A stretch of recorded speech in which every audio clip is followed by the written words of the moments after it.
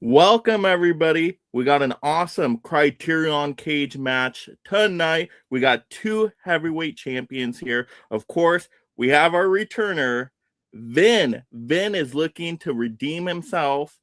Are you ready for this, Vin? You lost last time, but you're in high spirits tonight. How are you feeling? You've been training harder for this one? Yeah, I pulled some different titles, and I'm looking to come out with a W because I have not had a lot of luck on your streams with competition based content. So I'm trying to dig myself out of the gutter and see some daylight here. So Well, good luck tonight. And then, of course, we have our challenger here, Brian. I think this is your first time on a cage match, right? This is my first cage match. Yes, I'm actually lined up for another one already, so I'm really looking forward. I know, but this should be fun. I have some titles here. I'm hoping we don't pull any duplicates, but this should be fun. I had fun going through the questions and picking these out. And then, of course, we have our ultimate Criterion cage match referee, Ryan, returning here. You're gonna make sure this is a clean fight tonight. Yes, they both have my PayPal. They know if they get a tie, whoever DMs me the highest amount of money first will get it. But no, again, like you said, two big collectors, two great collections. These guys have a massive amount of stuff. I'll be excited to see what they pull. I've got my Criterion right behind me, kind of throw out some ideas where these guys are looking. So we'll see how it goes. We'll see how Criterion we can get. And so, audience, tonight we're going 10 rounds. So 10 rounds, different questions, all related to Criterion, because we're just celebrating the closing of the July Criterion sale. So I can't wait to see some new titles maybe as well for a couple of these questions. But we'll basically go 10 rounds, see who wins, total at the end of it. If it's tied 5-5, we'll get to a bonus tiebreaker. And we need your votes tonight. So if you're in the live chat, please make sure you let us know when these guys pull their titles. What title are you going for, right? And celebration, right? We got to have these votes because if we get tie, then Ryan's going to have to break it because he's the referee. He's going to have to cast the deciding tiebreaker vote there.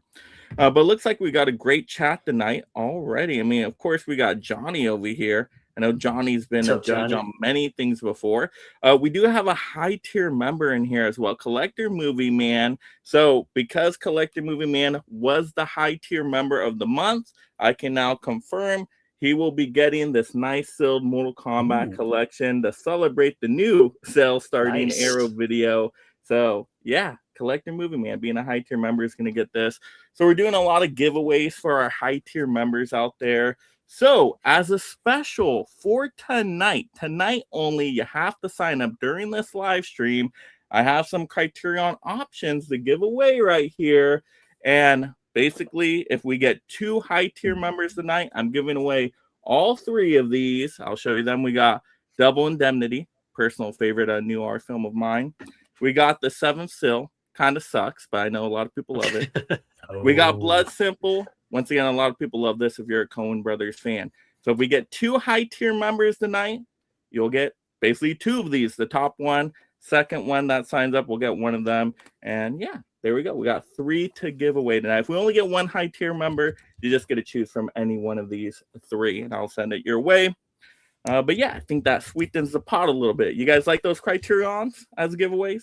Yeah, those are some high-tier Criterion directors, Ingmar Bergman and the Coen Brothers and David Lynch. I mean, that's top of the heap. Yeah. Yep, creme de la creme right there. So once again, a reminder, audience, treat that like and subscribe like a house party to support the channel. If you'd like a comment read live, hairspray us with some super chats. Like I said, consider those memberships for all those great perks out there. But yeah, we're going to get started here in our first round. First round question is going to be a must-watch Criterion you haven't watched yet. So this is pretty much sealed. You haven't put in the disc. You haven't watched the movie. This is going to be interesting because I wonder if these gentlemen are going to pull from what they just recently picked up in this current sale, or is this from many sales ago and they still haven't gotten to it? So that's going to be interesting. Must watch.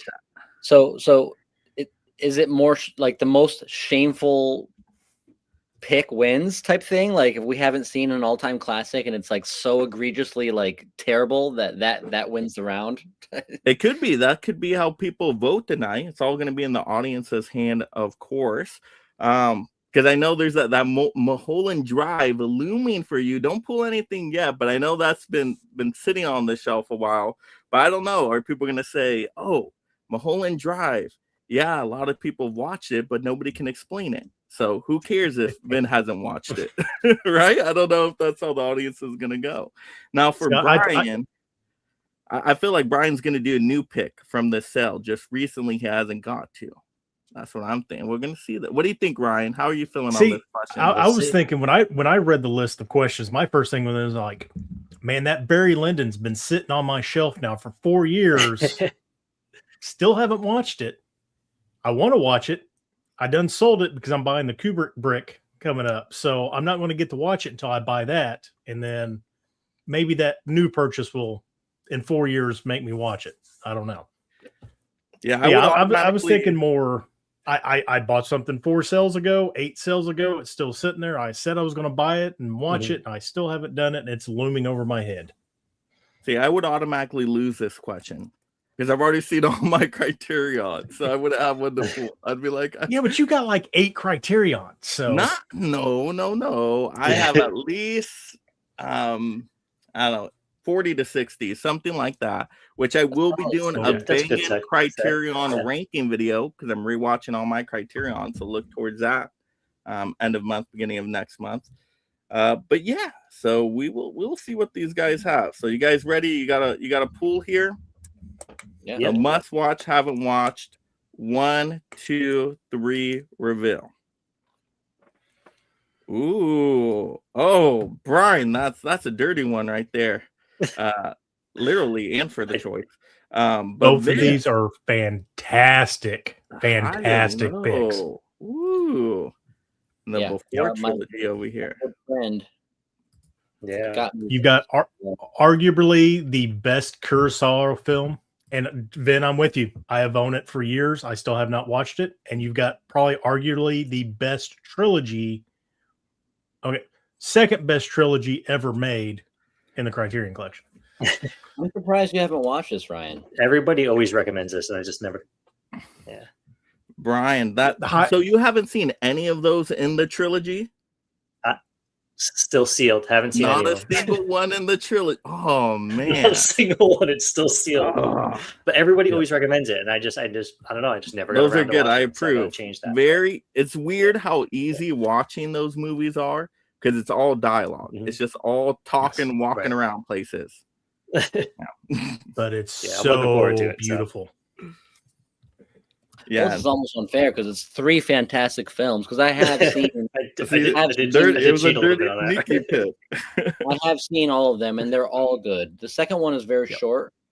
The first and the third they're all fantastic. But what I always said about Before Sunset, the third one, is I'm a big fan of Marriage Story, separate Noah Baumbach film. Yeah, I like that one. Yeah. If you like Marriage Story, Brian, the third film you're going to love because it's all about them really just kind of being embattled with each other. And some of the argument scenes in that film actually rival Marriage Story. So as great as the first film is, I actually think the third film was the best. Wow. See, I'm reverse. I'm first, second, third. How long you been married, Mike? So you're in order. But the third one, you do get to see some stuff. I will say that. Okay. It takes 3 films to see it. I mean, you're like waiting, and you're like, hey, we don't see nothing in the first. We don't see nothing in the third one. You finally do. You know what I'm talking about, Fina. All right. Yeah, but you don't need I can use my imagination. Good the movies are. That's how good the movies are. But High and Low, again, I mean, arguably, you could say probably Kurosawa's best work ever. I'm scared to watch it because I don't want to be let down by it, but I'm going to watch it eventually. And it got a remake. I've never seen that one. I got to get that. Yeah. It's got a couple Spike Lee decided to remake another movie. See, that's why I'm like, I'm just going to watch the remake. Have any of you guys seen Boyhood? Yes, that's a really good movie. Very good. Yeah, Arrow I Video. need to see that too. Boyhood and the Before trilogy, they're both Richard Linklater films, and Yep. the dialogue in the Before trilogy is definitely better. Like there's elements of Okay. Boyhood where it's like Linklater has a tendency to just be like, I don't know, some of his dialogue is just kind of like you roll your eyes like, okay, bro, like that's not really realistic, but like Before trilogy is definitely solid. I think I have the Criterion for Boyhood as well. There's All a right, Linklater well, movie that might come up later that I might Audience, suggest. we need some official votes, audience. Please let us know. Are you going for High and Low from Vin, or are you going with Brian's The Before trilogy? Once again, a very sneaky little choice there with the 3 movies. Oh man. I had to pull at least one box set. I know, right? That's a good move. Very good move. He just distracted we're- the ref and hit me with a chair, pretty much. But Della's saying High and Low. He's a High and Low Oh, fan. He's allergic to Linklater. Right. And I get that. Linklater, it very, very dialogue driven. If you don't like dialogue driven movies, Linklater's not going to be a director for you. But I don't think I've watched a bad Linklater. I like dialogue driven. So Well, and what I will say though is that dialogue is easy to follow. Like even if you tune out for a little bit, you can jump back in. It's well paced, so his movies never go too long. So even though it's a dialogue film, it's still easy watching, in my opinion. He goes long. I don't feel like the Before movies are that long. Are they long? Well, they're not individually, but yeah. Oh well, I mean, if you marathon all 3, I guess. But like compared to another dialogue film, they're not bad. Compared to Blood Simple, Coen Brothers dialogue, I cannot stand their style of dialogue. Their dialogue gets me so lost. I'm like, I don't even know what the heck's happening anymore. we'll get the vote going here. But the last thing I want to say is, as far as the dialogue, like Linklater, somehow, like as far as dialogue, he wishes he could be Sean Baker. Sean Baker's dialogue is just so realistic, on point in all of his films. And it's like Linklater's almost there, and he might make better films than Sean Baker, but dialogue-wise. So we got 2 for the Kurosawa choice. Peer Hangouts going with the Linklater trilogy. Ooh, Movie Eddie. Well, I don't know if that's a vote. Is that a vote? I was about to ask. We're tied up 2-2. Eddie, is your vote for the Linklater trilogy or the High and Low? It sounds like he doesn't like it. Right. Ethan Hawke is really good though in those movies. And how they were able to space it with just that time apart. I was hoping they were going to do a 4th one, but they missed the time. They still might when they're seniors. He's there underrated. you go. Not to harp on Linklater too, but his dialogue's very natural too. Like he really lets it sounds just like normal conversations. It's not super wordy. Like Mike, you said, it's very easy to follow and all that, and it just seems natural. And I think that kind of draws you in a little bit to him. That's why I mentioned Sean Baker, because I feel like he is so fantastic at that. Yeah. Yes, Hoff. Reach out to mid-level media, say we want him on a cage match. I've been trying to get this guy on a cage match forever now. So reach out to him. Spam the Instagram box. Dell, let's see, dialogue driven isn't the issue. Linklater is. Oh yeah. High and Low is dialogue driven and is a masterpiece. Interesting. You're getting me tempted to watch that movie now, Dell. Don't do me dirty. You better not be like the 7th Still. Let's see.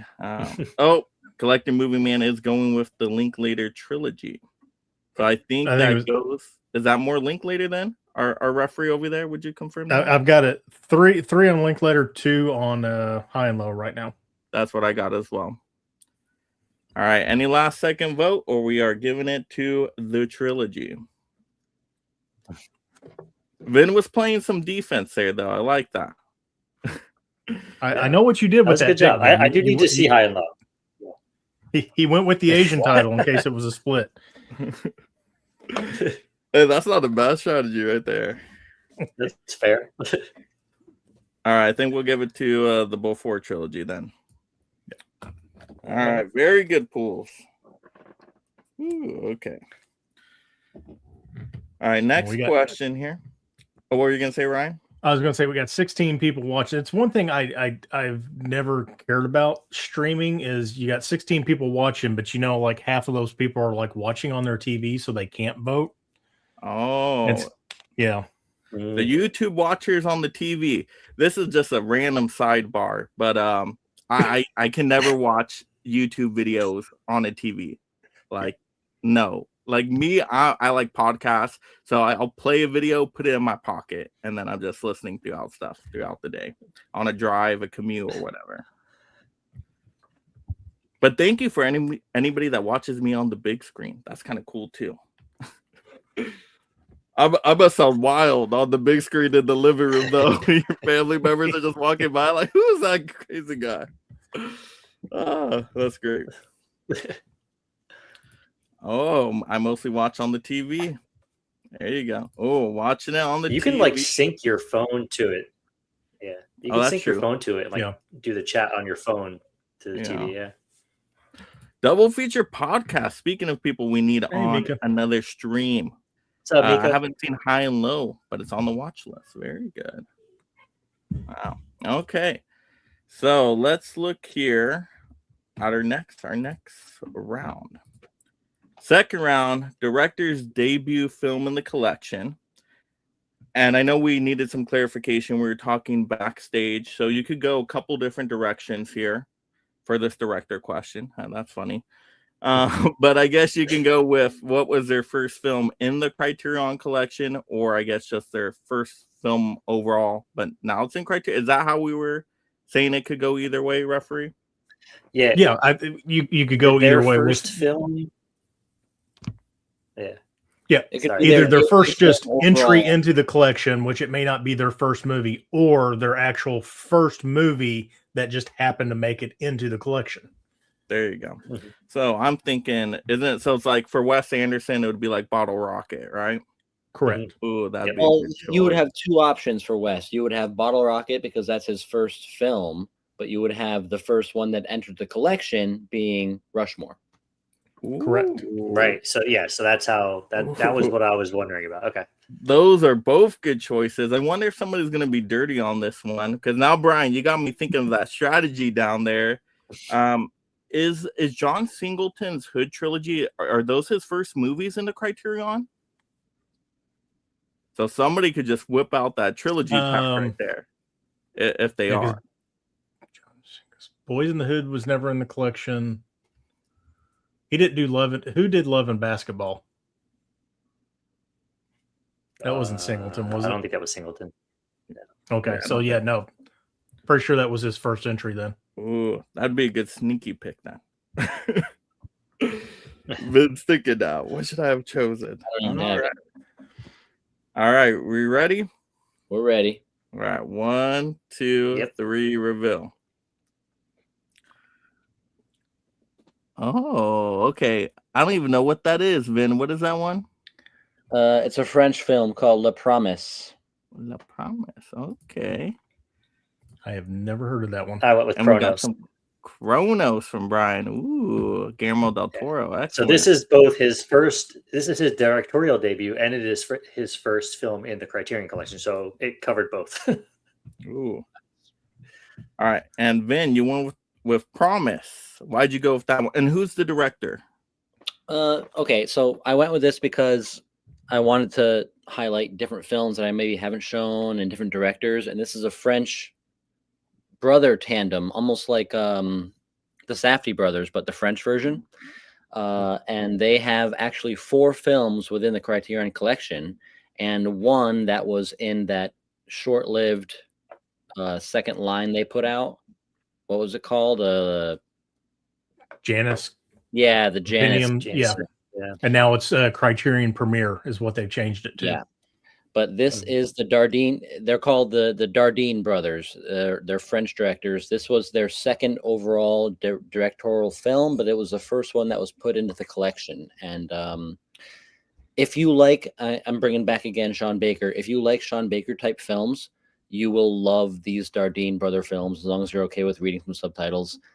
They really make their films very gritty and realistic, and they deal with oftentimes more impoverished, lower income communities. This film, for example, centers around a young boy who runs a mechanic shop with his father, but his father is hiring a lot of illegal workers, and then the boy has to discover how he feels about that, and if he's going to, help his father or kind of rebel, and a bunch of things happen. But every Brothers film I've seen on Criterion is fantastic. So even if I don't win this round here, anyone on the panel, anyone in the chat, if you like Sean Baker type stuff, and if you're okay with reading subtitles, you will inevitably love the Dardenne brothers. So give them a Google. I have it pulled up here. Some of the other films that are within the Criterion Collection are Rosetta, The Kid with a Bike, which is probably my favorite of the ones that are within the collection. And the most recent one that's in the collection are 2 Days, One Night. And all of those films, again, they all deal with people essentially who are poor and struggling and trying to make ends meet. Even the one that is within the Janice, it's called Tori and Lokita, another fantastic film just about immigrants trying to struggle and make it. And again, I mean, these brothers might even be better than Safdies. the Safdies, quite frankly. But they're French, so no one knows them. But I stumbled upon one, and it was so good that I had to look if there was other Criterions, because we're collectors, right? And I found 3 more, and they were all fantastic. So if I do nothing else but promote the Dardenne brothers, there you go. All right, so audience, we need our votes. Are we voting for Promise from Vin? Or how do you say it in French? La Promesse. La Promesse. And we got Kronos over there from Brian. So we need some Kronos votes. is a Which great opened the door choice. to Kronos, multiple Guillermo del Toro movies. Yeah. This went. Fantastic I did not movie, for expect either one of these picks. In my head, I was thinking Wes Anderson, Bottle Rocket. I was thinking Akira Kurosawa, Seven Samurai classic. It's the number 2 title in the whole collection. You can't beat that. But then I was also thinking, ooh, Pee-wee's Big Adventure. That would have been great. new, Ooh, it's a good one. Tim Burton's foray into Tim the Burton, collection. Yeah. Yeah, that would have been a good one. Piece of childhood there. Yeah, a lot of great choices. I'm looking at my collection right now. I'm like, ooh, a lot of good choices. So, audience, we need those votes. Are we going with the bold choice by Vin? Or are we going with the very safe play by Brian? I know, Vin, I thought you were going to choose a Bottle Rocket because I know you love Bottle Rocket. That is my favorite Wes. You know me well, Mike. That is my favorite Wes. Yeah. Okay. There was a recent interview. Somebody was talking to Luke Wilson, and he was talking about that. And that was his first actual acting gig. And he had no clue what was going on. They were sending back dailies to the studio, and the studio hated the movie. But Wes was like, no, we're just going to keep making it the way we're making it. And I mean, it didn't do well when it first came out, but it became a huge cult classic. So I feel like most of Wes's movies don't really do good box office wise. His last later movies, I would say probably Grand Budapest Hotel, I think did pretty well. Royal Tenenbaums, I went and seen it in the theater. The theater was packed. But I mean, that's been a long time ago. Long time ago. Yeah. Yeah. I'm seeing a lot of votes though for Vince choice 90, here. 8.99. Ooh, a lot of people are voting for Vin here. They like that bold choice. Somewhere around there, yeah. All right. Thank you, Johnny. Yeah, Kronos surprised me. Pseudo vampire movie, great. Starting Ron Perlman didn't speak a lick of Spanish, and Guillermo was like, "No, I want you in my movie." It was well done. Yeah, no, it's a good one for sure. But But I think Vin might take this round. So. 3 for La Promesse. At least 3, and I think I only saw maybe 1 or 2 for Kronos. What are you seeing, Ryan? Well, if I'd shut up and stop talking, I would be able Oh, to, Double like, Feature actually... Podcast is going with Kronos, so now it's making it interesting. Are we almost at a 3 for 3 there? I think Dave voted for Kronos too. Totally not to sway anything, but out of the 3 Del Toro films, Kronos, Devil's Backbone, and Pan's Labyrinth, I did enjoy Kronos the least. That's the one I haven't seen, so I haven't even picked up Kronos, but I did like the other 2 you mentioned. So see, I was opposite. I didn't care for Devil's Backbone as much. I thought I liked Kronos a little bit better. Pan's Labyrinth is like my favorite, but yeah, I had the other 2 switched. Oh yeah, Pan's Labyrinth is great. Yeah. I've only seen Kronos once though, so I need to rewatch it. Same thing with Devil's Backbone, so they could swap. Ryan, I really like Devil's 3-3? Backbone. I've seen it twice. I feel like I'm seeing 3-3. Well, if I could get my dang space or not my dang mouse. Right, let me recount here. We got Collector Movie Man of Kronos. We have Movie Eddie going with La Promesse. Yes, I think. Oh, he didn't really vote for it. There. That's true. Movie Eddie. We need confirmation there. We got Pure Hangout. Yep, gonna trust Vin and go the French film. Johnny, haven't seen either. Vin has never let me down, so I'm not gonna doubt the taste. So that's at least 2.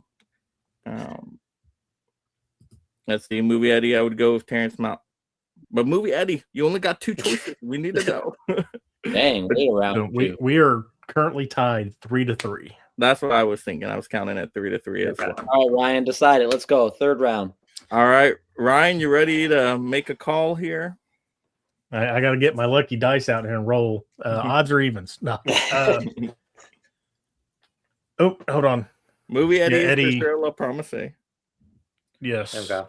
Daniel, do you have a vote for either La Promesse or Kronos? Put something in there, Daniel. Yeah, because I counted Movie Eddie as La Promise the first time, so yeah, it's still 3-3. We'll give it like Clock's 10 out. more seconds. Ryan, let's go. Clock's done. Yeah. So 10 rounds to get through, gents. Let's go. All right, call it, Ryan. What are you going with? I do like Kronos, but Vin did bring something I have not seen. I've already piqued my interest. I do kind of like the Safdie brothers, except for like their first movie, Frownland, or whatever it was. That movie was horrible. I'm going to go with La Promise because it is something. Hold on. Did Del disqualified? Too late. Yeah, Ryan, you make the call, Ryan. Well, hold on. Did Del?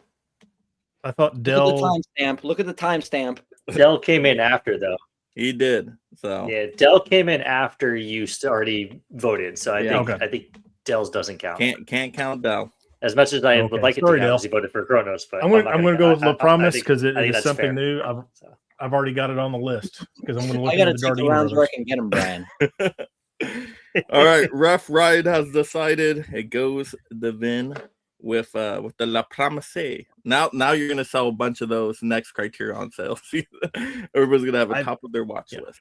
I've never seen that cover, ever. So yeah. All right, 3rd round, best rainy day vibe. Ooh. Yeah, this is interesting because what do you want to watch on a rainy day? I would think just something like comforting, like The Wiz. I can watch that anytime with the music, just pumps you up. I went the opposite way. Oh, like one that makes you even more sadder. Okay. It's like I'm intrigued. Extra depressing. I'm intrigued by your pick. All right. Oh, see, wow. I was just thinking of a movie that actually looked like a rainy day, is what I was thinking of. That's what I initially thought, but yeah, what movie has a lot of rain in it? Out of the movies that kind of fit that, I didn't go that route. I went more comfort. Yeah. I wanted to pick something that, initially, Chilly Scenes of Winter, The Ice Storm, certain films maybe come to mind, but I've seen those, but they're not really prominent in my mind, so I didn't want to bring them up if I can't really talk about them. See, and I'm thinking comforting movie, put on The Big Chill or Fast Times at Ridgemont High, Pee-wee's Big Adventure. Big Chill's a great pick. Love that choice. That's such a good soundtrack. Oh my gosh, best soundtrack out of any movie. All right. We ready, gentlemen? 1, Yes, sir. 2, 3, reveal. Rainy Day Vibe. Oh, Ooh. Rosemary's Baby, That out is of an print that's one an right interesting there pick. from Vin. Going with the rarity. And then This we could not got be more different. The Princess Yeah. Bride. I know. I had to go Rainy Day Rob Reiner vibe. I feel like this is just it's like an ultimate comfort movie. It's got so much goodness and sword fighting and a love story and just I don't know, But Andre the isn't that Giant. film also absolutely fantastic in the summer and the fall and the spring? It's good for anything, but it's a good rainy day movie. Is there any rain in there? Yeah, probably. There's I a was pit of watching it despair. the other night, and I'm like, I don't think I saw any rain in there. I saw on Letterboxd, Mike, you watched that like 2 days ago or yesterday. Yeah, yes. And you gave it 3 stars. For shame, Mike. Well, how'd you give this 3 stars? I did. This is a I 5-star did. movie. And well, it's how my ranking system works. I did fall asleep, but it was also very late at night. So it was like kind of my bedtime movie. But my rule is if a movie's putting me to sleep, I can't really give it a 5-star. Because if I put on a 5-star movie of mine, I'm staying awake. It's catching my attention. My eyes are glued to the screen. For some reason, on this rewatch of The Princess Bride, I was tuning out a little bit more. So I'm like, should I go back and rewatch it, give it a second try? But I'm like, no, I feel good. I feel good with the 3 stars. It's such a feel-good movie, though. Yeah. You know, I've never been the biggest, but I didn't grow up with it either. I got to it way later on in life. And so for family movies, I'm like, it's good, but I'm more like watching The Dark Crystal or Labyrinth, things like that. The Goonies, maybe for family movies. Well, I don't want to sell my opponent's pick, but The Princess Bride, when someone asks me what's my favorite film, that's what I say. It's fantastic on every element. It's the most quotable film of all time. It's not even close. It's the most quotable film of all time. It's not even close. But anybody want a peanut? For the rainy day vibe, I thought, well, there's not a whole lot of horror in the Criterion Collection. And rainy day, you think about, okay, when does it start to rain? More like September, October, before the snow comes. Then you're getting into that horror vibe. You're wanting to watch some scary stuff, maybe. So if it's raining outside and you want to snuggle up and watch a horror movie from the Criterion Collection, the best one is Rosemary's Baby. It's a good pick. I mean, it's been raining a lot here this summer in New Jersey, so I feel like, You know what? I think I would probably give that 3 stars as well. So they're both pretty even for me. Why is somebody saying the Potter films? There's no Harry Potter in Criterion. What is this? Not yet. So just jump on Mike's train. I'm not a fan of The Princess Bride either. I grew up with it. And I just it's a good movie. I think I gave it 3 or 3.5 stars on mine, but man. I know it's just not a movie I would go back to. Brian, are you with me? 5-star film. It's 5 stars, yeah. And I was 7 when it came out, so I was a kid when it came out. So. Well, I didn't even have the nostalgia. I watched it later in life, not too much later, but I mean, it's got everything. It's got comedy, it's got swordplay, it's got adventure, it's got magic, it's got monsters, it's got everything. It's got. I mean, it's a perfect film. ROUSs. Yeah, ROUSs. I'm selling you too hard, so I'm going to just stop. I know. I think you're selling the chat over here. You're like really, really loving this. My favorite part about it is Andre the Giant as Fezzik. Yeah, he's so good. But, he's fantastic. Inigo Montoya is fantastic. Carrie Elways is fantastic. Everyone is. Yeah, they're all so good. Baby is better when it's raining outside. I'm trying to think. Like I would like if I want to watch something on a rainy day, maybe like The Sound of Metal. That would probably be good. Inside Llewyn Davis, I would watch that at any time, but that would be a rainy day movie for me. It felt more snow-like to me. Yeah, it's Ice Age. Yeah, Ice Age. You mentioned that. That's definitely it's a Thanksgiving movie, but that's a good movie. That's one that I think a lot more people need to watch too. The Ice Storm. Or Ice Storm, yeah, not Ice Age. Yeah. It's coming up. It's a coming of age movie during an ice storm. There we go. That movie with the squirrel. Ice Age will come out on Criterion in a couple of years. Just wait. Yeah, And you know what? Now I'm also thinking runtime for a rainy day. Because if it's a rainy day, you're not going outside for anything. You could watch a longer runtime movie. So I'm thinking like Killers of the Flower Moon. And I think there's like some kind of rain in there at some point. Or like oil rain. You could watch Seven Samurai at 4 hours and 18 minutes. See, there you go. This is 2 hours and 16. Rainy day to me, This is staying 98 inside minutes. of their Just blanket. watch it twice. Read me a story. 98 Gotta minutes. go, Watch Princess it twice. Bride. Johnny going with the Princess Bride. I can't be Somebody mad. Somebody I said sold the Blowout too. goddamn thing the Blowout whole would be a time. good one. I think double features going with Princess Bride as well. Del, Princess Bride. I need comfort, not the Antichrist on a rainy day. I tried to tap into maybe thinking Halloween, but I can't be mad. I got your reasoning on it, Vin. it. It makes sense. The question Movie was ID. open to interpretation, so My Life as a Dog, Harold and Maude, Ice Storm, Blowout. All fantastic movies. No one really talks about My Life as a Dog either. Dress to Haven't Kill, seen The that one. Game, I'll have to add being that there to to the name a list. few. The game's a Now good you're one. just naming shit. These aren't rainy movies. Yeah, he's just naming every movie in the collection at this Yeah. point. Interesting. All right, well, I think it's pretty clear there. I think Brian's yeah. taking that one with the Princess Bride. Good job. All right. Thank you. Can't be mad when my favorite movie Good pick, though. is to win. Yeah, that was a good pick, though. I wasn't expecting Rosemary's Baby, so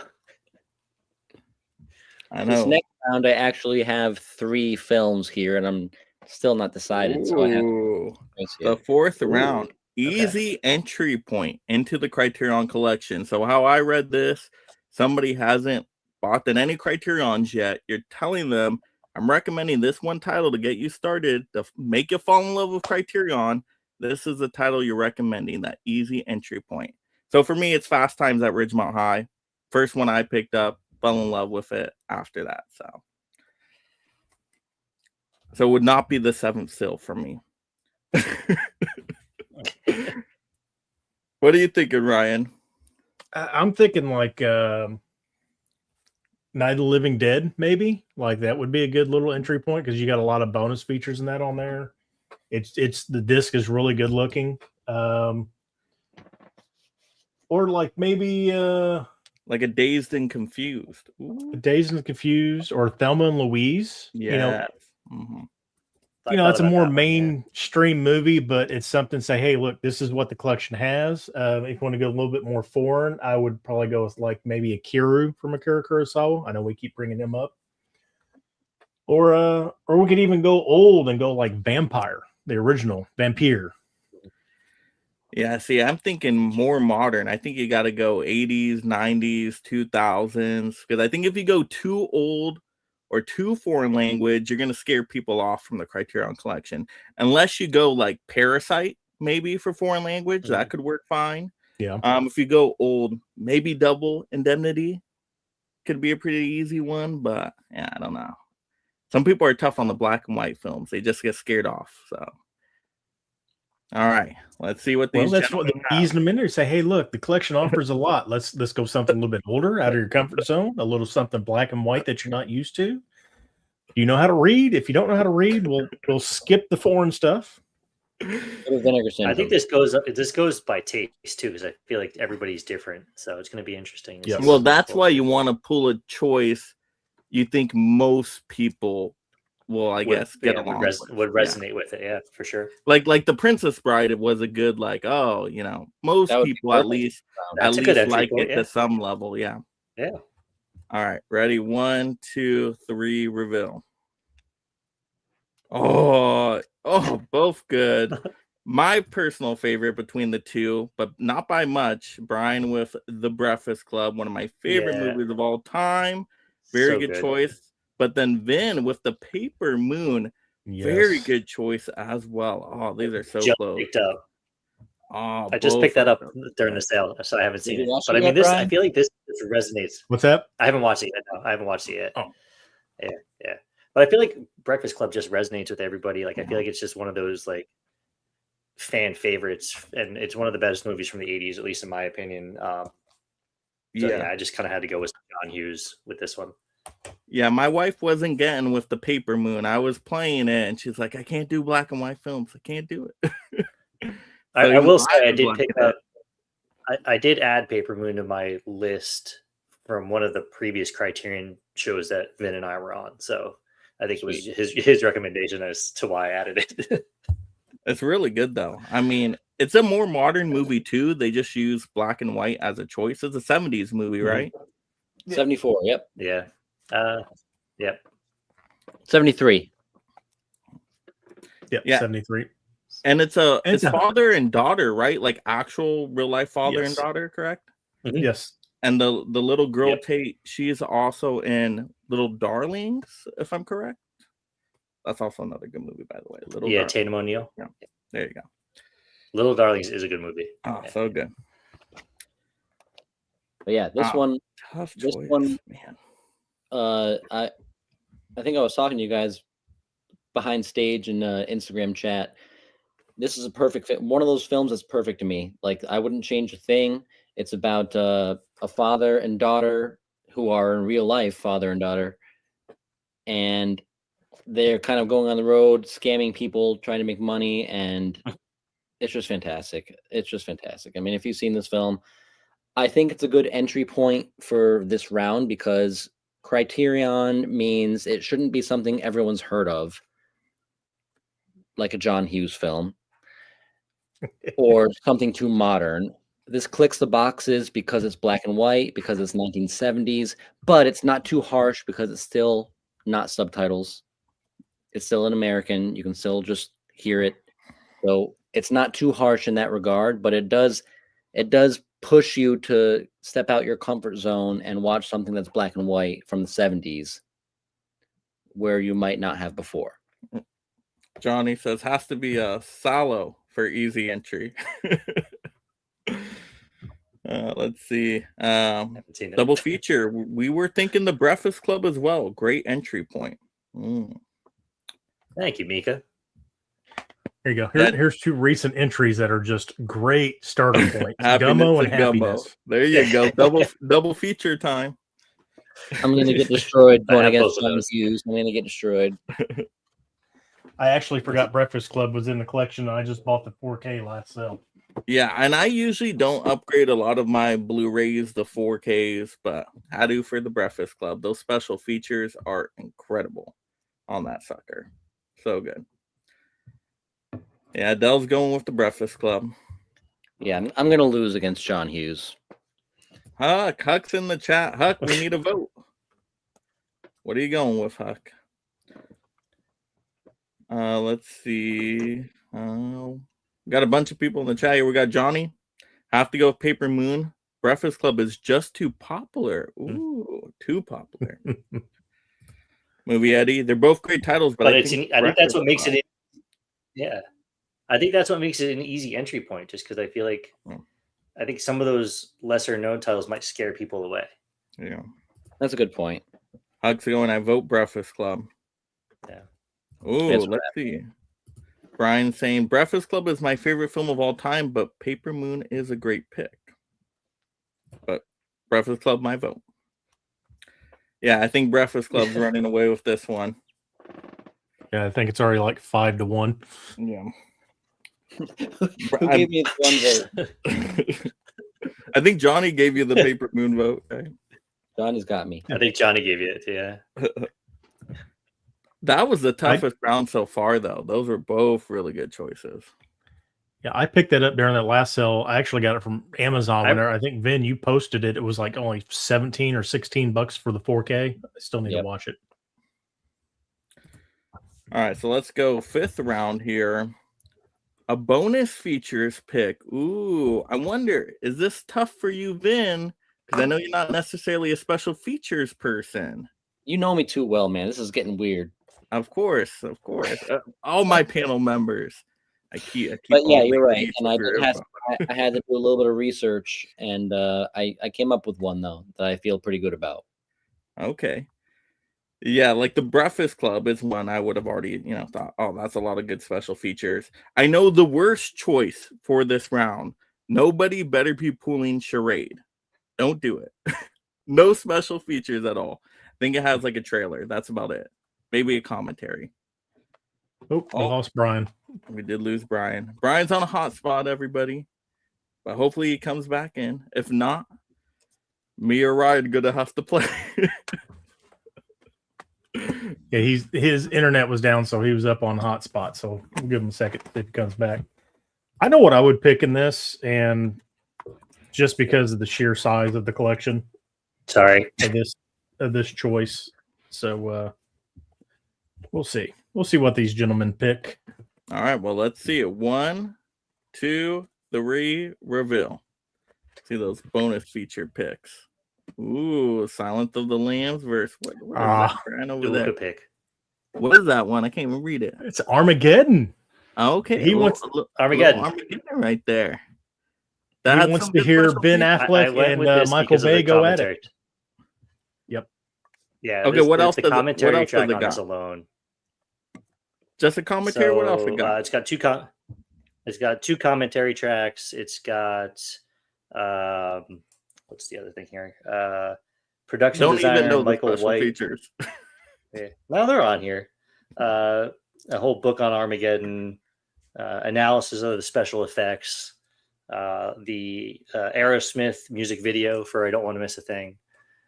But the commentary track is why I picked this one, because it's Ben Affleck. It's just wild. Ben, what do you got on there? Well, I compared this to the Kino, and this really blows it out of the water. Obviously, it has audio commentary from 1994 with the director Jodie Foster, Anthony Hopkins, and an actual former FBI agent. It has 38 minutes of deleted scenes, an interview from the director and Jodie Foster from 2005. And this is a big one. 4 documentaries featuring hours of interviews and casting from the cast and crew. Beyond that, storyboards, trailers, and there's a booklet that comes in this as well. I'll show you quick. And it has an introduction to the film from Jodie Foster, which I thought was cool, where she has kind of like a written essay about Silence of the Lambs. You can see an introduction there by Jodie Foster. So there's a lot in this one, and I compared it to the Kino, like I said before this stream, to kind of see if like maybe they both had it, but it seems like the Criterion has a lot more to offer beyond the film in terms of special features than the other release. Huck, this is coconut water. You got to stay hydrated in this California summer heat. You know that. Come on now. It was 98 degrees with 95% humidity. It was 109 with heat index where I'm at today, and I work outdoors. I don't want to hear about your California 80-degree heat, okay? I don't have California 80-degree heat. I'm not Southern California, so I got way more heat. Let's see. I'll take a look right now. But yeah, Vin, that was a great choice. I will say the Kino Lorber, even if it has less special features, it does have a couple of special features the Criterion does not have. So I know there's some differences there. Okay, I guess a high of 98 degrees over here. Hey, it's pushing 100. And what was the humidity? What's your humidity in California? What is that? What is that? I don't understand what that is. So, features are great, but when they take like old movies, especially like a Bruce Lee collection where they give you all 6 of his movies, and then they give you 2 discs of nothing but special features. You got, essays, you've got extra movies in here, you got a documentary, all sorts of stuff. Like when I'm looking, Criterion's the only thing I ever really watch special features on, and they bring out some really, really good stuff. So when they do like a nice box set like this, I expect a ton of features. So that would have been my pick. All right, so audience out there, we need your choice. Are we going Vin's Silence of the Lambs? Are we going Brian's pick? Armageddon. And that's a DVD, correct, Brian? That is the DVD, yes. I know we're still waiting for a 4K or Blu-ray upgrade, right? Yeah, we'll Criterion won't do it. Criterion. Yeah, Criterion won't do it. Disney, give them it. Come on now, Disney. Somebody, I think it was fake, but somebody was posting around on Instagram. Actually, I think it was after the first of the month after we did the Criterion pre-sale. Somebody was saying that, oh, they've confirmed it for Christmas time. The Rock and Armageddon and something else to be re-released. Yeah. That's a lot. Well, I mean, the rights have really. I mean, by now you figured they'd be kind of out in space, not really anybody paying attention to them. So it might be. I mean, we got Life of Brian and this is Spinal Tap this year. Two things I would never expect would have ever got DVD upgrades. With Nell and I was going to say, audience, if you're watching on the replayer and you want to see Armageddon 4K Criterion, let's hear it down in the comments. You never know when a Criterion rep stops by these channels and watches these streams or videos. Hey, you never know, so do it. We got to hear it here for that Armageddon. But it looks like, yeah, we got a Silence of the Lambs vote here. Huck's going Armageddon. Double feature. Love the features on Silence of the Lambs. Luke with the Armageddon. Ooh. So tied up right there, I think. Movie Eddie. Talking about he was a projectionist in Philadelphia. Well, I would go Silence of the Lambs. Ooh, nice. Silence of the Lambs. A little bit in the lead right there then. I think we're going to call it then. I think we're going Silence of the Lambs. Good job, Vin. That was a really good choice. Yeah, good job there. Keeping it competitive, at least. Yes. Yep. But yours had so much special features. If I was voting, I would have voted that way because I'm like, just the documentaries alone. This does lack a good amount of special features. I just went for it because that commentary track. And so, audience, we're halfway. So just a few reminders. Once again, if you're just tuning in, smash the likes, the subscribes, the notification bells. You don't want to miss any future streams. Also, we're doing a big giveaway tonight. We're trying to give away a bunch of these Criterion bangers for some Criterion high tier members. So let's get a couple Criterion high tier members, and you could be getting some Blood Simple, Double Indemnity, or the Seventh Seal. Woo! There you go. Or maybe now I give my Kino Lorber Silence of the Lambs and buy the Criterion Silence of the Lambs, right? It's getting a 4K, right? The Silence of the Lambs through? Yes, I believe so. Criterion, yeah. Yeah. All right, so we're on our 6th round right now. Brian's in the lead with one more point, 3-2 right now. So our 6th round here, sleeper hit. Ooh, Ryan, when you read this, what did you think it meant? What's a sleeper hit to you? Something that you know about that nobody else really knows about. And I've got one in mind, and I know Vin definitely knows what I'm thinking about, so I'm not going to say anything on that one. But like Minding the Gap, that was one I bought it, didn't know anything about it, watched it, loved it, and I've suggested it to a few people, and it's kind of grown. A lot of people have, I think, taken a liking to Minding the Gap. And no, we're not talking about British subways. We're talking about skateboarding. Yeah, so, how I read the question, I'm thinking, okay, a movie that was made, they didn't know if it was going to be, popular, a big hit, but found a really good following afterwards, at least a cult following. So I'm thinking like Menace to Society would be a really cool choice, something like that. I just realized I misspoke earlier. I said Frownland for the Safdie Brothers. It's Daddy Longlegs. God, that movie was frustrating. I caught that earlier, but I didn't say anything. But yeah. Yeah. Well, they came out at the same time because Frownland's by their friend. They're one of their friends that also did movies, so they got in because of the Safdie Brothers. All right, so we got our choices. 1, 2, 3, reveal. Ooh, deep cover from Brian versus Revanche. Gotts Spielman. Interesting. All right, Vin, what is that movie about? This is one of my earlier Criterions. Like, I've had this for so long. It's a 2008 film. It's a German film. And it's just very, very good and very, very slept on. Hence why I picked it for this. The basic plot is there's a guy working out of Vienna where he's like kind of like a bodyguard for like a whorehouse, and he falls in love with one of the prostitutes. and then he hatches this scheme to kind of like rob a bank and kind of run away with the girl he fell in love with, but then things go wrong, and I don't want to spoil it too much.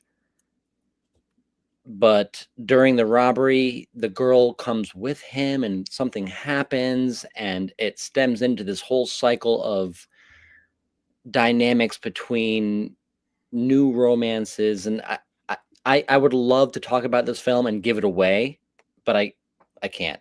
So I guess you just have to trust me. If you've never heard of this, it's fantastic. It's fantastic.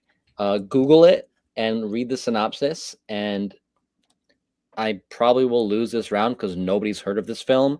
But this is the point of streams like this. We bring things. It's sleeper hit. Like I'm gonna pull something that maybe no one's heard of, Ryan. So before I digress, to my counter opponent over here, Ryan, have you watched it? No, I have not. Never mind. I forget who recommended it. I forget who recommended it. That's and why I picked it up for dirt cheap, and I just have not watched it. Well, put it on your list. Hopefully, Ryan, watch it this summer. These streams end, and like, oh, I'm gonna watch that, and then the stream ends, and we sign off, and then you just don't watch it. Watch it. It's fantastic. You have it. Watch it. Well, Double Feature is saying one of their favorites, Blood Simple. See, you heard it here. Blood Simple. That's not a sleeper, though. Everybody knows about Blood Simple. I didn't know until I got it, and sad. I feel like nobody talks about Deep Cover, and I feel like this was one that I wasn't expecting to really fall in love with, and I just thought it was so good the first time I watched it. Lawrence Fishburne, Jeff Goldblum. It's directed by Bill Duke, who is the guy who dry shaves in Predator. It's just a really good, fun, it's an undercover cop story, basically, and it's just really good. And I feel like nobody talks about this movie, so I always have to recommend it on any kind of Criterion stream, so I needed to pull it for this round. And does that have a 4K from Criterion, or is it just a Blu-ray? This, I believe, it just has the Blu-ray.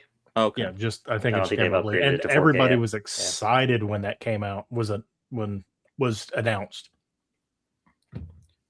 Yeah, it was a good one. Nobody talks about it. Yeah, it went by fast. Yeah. Probably because it was a Blu-ray. They kind of don't stay in the news as much, so it went by real quick after it came out. They'll probably upgrade it at some point because it's not that. What's the spine number? 13 something, 12 something. So it's a newish release. Yeah, it's like 12 mid or latter part of 1200s. Yeah.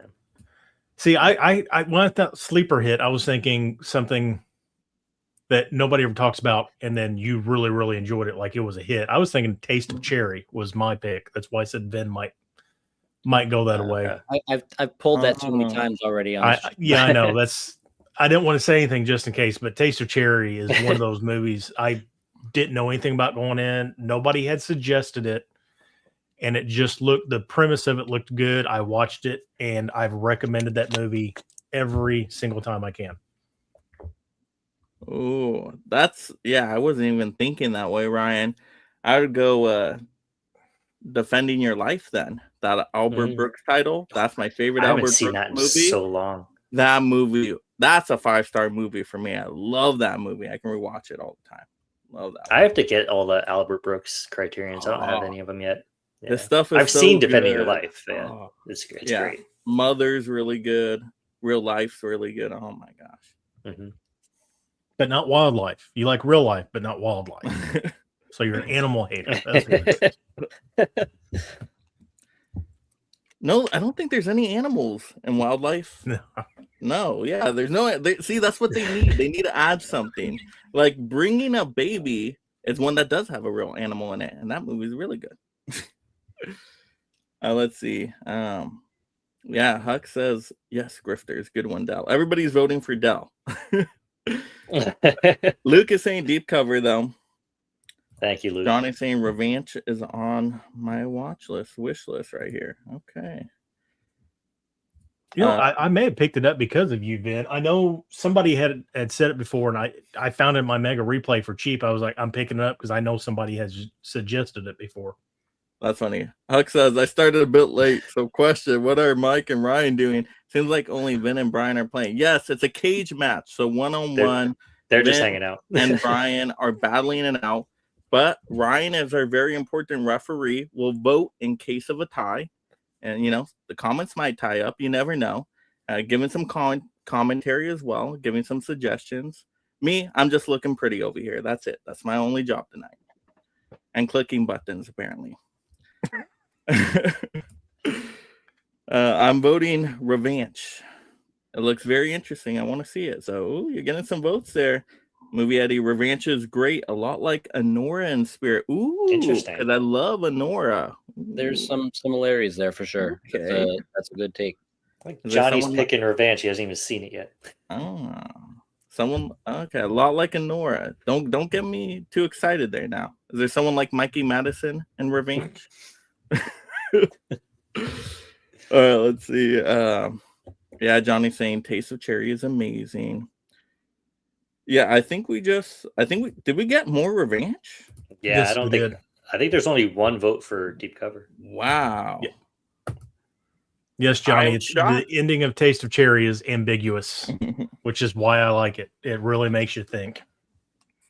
There you go, Vin. Keeping it close with the Revenge. So Nice. Are we Good job. tied now? Are we tied yeah, up? you tied it up. You made a little comeback with the bold choices. I love it because Vin, very bold choices.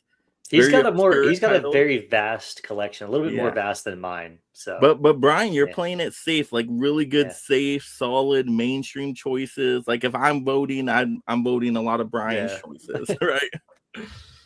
I've got to take a 30-second pee break. Yes, go for it. Go for Go it. for it. Absolutely. he's really just going to pick a different one for the next round. Right. He's like, now I got something on a roll here. Now I'm doing pretty good. Oh, I got a vote. I got a vote from Mika too. Thanks, Mika. Well, I there you appreciate go. I think they were the only, or no, I think Luke. Luke That's vote- right, Luke Luke. voted. Yeah. Yeah. So yeah. It was 4-2. Yeah. that. Was Have voted. either of you two seen Taste of Cherry? No, I haven't No. seen. I don't own that one. I need to get that. But you know it's a my taste, thinker. Brian. You know if yeah. I like Taste of Cherry. Well, it's It's foreign, right? Foreign film. yeah, it's Oh. Middle Eastern. It's Iranian. It's Okay. by Oh, okay. Abbas Astami. I always screw his name up. That's not how it's said. But I can't. This is what I hate about putting the stuff in spine order. I don't remember what the spine number is. Oh, see, I don't do any spine number order. I'm just alphabetical. Like so, boutique label, Criterion all together, and then alphabetical, so I can find Yes. stuff. I'm like, I want to watch this Yeah. movie. Let me Mine go are in find number order, and it is kind of hard to find them. Yeah. Here it What is. is that? So What's it's that? by Abbas Kiarostami. There we go. He's got a few other movies in the collection too, and he's got one of the Eclipse series. They just released of his too, but he's got Close Up, and one of his other movies were just put out recently, and I don't remember what the heck it was called, but somebody I don't think nobody I just seen it in the collection. I was doing one of my out hunting videos. The cover caught me, and I read the synopsis of it. Basically about this elderly man trying to find somebody to bury him after he commits suicide, and it takes you on like just a life journey because he has like 5 really solid conversations with different people throughout the movie, and it kind of changes his mind. It changes your mind. Is this going to happen? Is it not going to happen? And then it ends, and it leaves you thinking about things. Like it's just a very impactful movie. But Taste of Cherry, I highly recommend that to everybody. Yeah, a lot of people are saying they like sale. Taste of Cherry. Yeah. I can second that. It's fantastic. And speaking of Iranian films, one that just came out recently was It Was Just an Accident, another Iranian film that's fantastic. That got some good Oscar buzz when it came out. I wouldn't say it's as powerful as Taste of Cherry, but it's still fantastic. And the fact that he had to film it like behind his government's back, I mean, come on. All right, let's get to our seventh round. Seventh round, iconic soundtrack or score. To me, if you want to get both of these right here, you pull To Die For. Great score by Danny Elfman, I believe, and great soundtrack as well. So To Die For, I think it's very good in both. There's only one clear answer to this, Mike. Well, The Big Chill has the best soundtrack for sure. No. There's only one. There's only one clear answer. For I don't this even one. know what. Don't say it, Ryan. Don't say it till we. I have pull. no I'm idea not. what you're picking. Then I'm worried about this one. I think we might pull the same movie. We got The Wiz. We got Fast I don't think we're gonna pull Times, this. No? Dazed Alright. and Confused. Okay, I don't know what you guys are gonna pull. That wow, it's gonna be interesting. All right. Although I love my picks. So. Okay, we'll see if anybody else does. 1, 2, 3, reveal. Mike nailed it. Yeah, Dazed and Confused. That's not. Yeah. Oh, what? No. Spinal Tap. No. Okay. They did gotta it turn go it up to 11. They did it. You gotta They turn go it up to 11. Okay, Vin, explain your choice. I've never seen this. Well, the film itself, Harold and Maude, is an iconic romance film, early 70s, about a young boy who falls in love with an old woman. But this is not what the round is about. It's about the soundtrack. And the soundtrack has an iconic score from Cat Stevens. From the opening credits to the end, tracks like Don't Be Shy. I'm blanking here. I wanted to have it pulled up here, but Don't Be Shy is such a fantastic song. If You Want to Sing Out is such a fantastic song. It's like very, very like almost like hippie 70s vibe type songs, but it just really ensconces the entire film in that vibe of Cat Stevens. I don't know if you guys know Cat Stevens music much. If you don't know him, then this is all going to fall on deaf ears.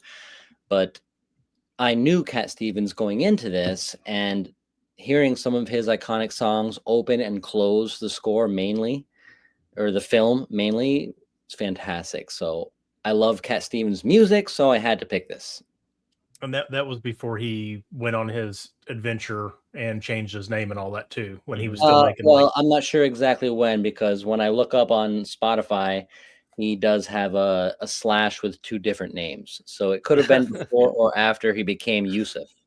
But either way, mainly the songs Don't Be Shy, If You Want to Sing Out, and Where Do the Children Play that's enough right there for me. Like, they're just such iconic songs, and they really play them in the film. When you watch the film, like, it's not like just like this background thing where they play it for 10 seconds. They'll play these songs for a while. Like, you actually get to like get a vibe of the song. So another random pick from me here, but I love Cat Stevens / Yusuf, and this was his kind of signature stamp on films. So I go with that. All right, Brian. Another safe choice here. Yeah, I mean, Dazed you and can't- Confused. I know, and I just watched it not too long ago, so like the music it's just there, it's just fresh. But I mean, you just have such a great soundtrack. I have like a list here. So you have Aerosmith, Alice Cooper, Black Sabbath, ZZ Top, Foghat, War, Ted Nugent, Kiss, Leonard Skinner, Peter Frampton, Nazareth. So I mean, it's just a really who's who of just awesome music from like the 70s and 80s here. And I know it's a safe pick, but it's such a good soundtrack. I haven't seen that movie in too long. I've seen it obviously, but it's been a while. Like, is the soundtrack kind of like I just rewatched it for another. Yeah. Sorry, It's a good soundtrack. Yeah, easy listening. Yeah. do they play And like my- one of the like those iconic songs like in like montages and stuff? I believe it's played on the, like, they're listening to it and the radio. They go to the party out in the forest. The soundtrack is playing in the background in that part. It's hard to There's- compete with like 70s Mhm. films that like do that, because they're so fantastic and they're so fun and they're so enjoyable to watch. Especially when you can have like a broad spectrum of different like bands and artists who are contributing. Like, this is I would Well, probably pick Dazed That's and why I'm Confused. shocked. Nobody picked The Big Chill. That would have been a slam dunk. I don't have it. I don't think I have that one. Oh my gosh, Brian. Have you Yeah, I seen don't the have it. movie though? Have you seen The Big Chill? Probably when I was younger. Probably when I was a Ah. kid. I don't remember. Oh, Yeah. that's the movie. So good. All right. Well, we need votes, people. So in the comments, give your votes. We're going with it was Harold and Maude, right, from Vin. And of course, we got Brian with Dazed and Confused. And we are tied right now 2-2. So we need more votes, folks. Luke, Dazed and No, Confused. Besides the soundtracks, Brian and Ryan, have you guys seen Harold and Maude? No, I No, may have I need seen to add it that. back like a long time You ago guys on have to see TV. that. But Yeah, I've never I actually, seen it. because it's been out of print forever, I found mine down in Nashville. And Well, you can like get the dirt cheap. Paramount Presents line 4K of it. Ooh.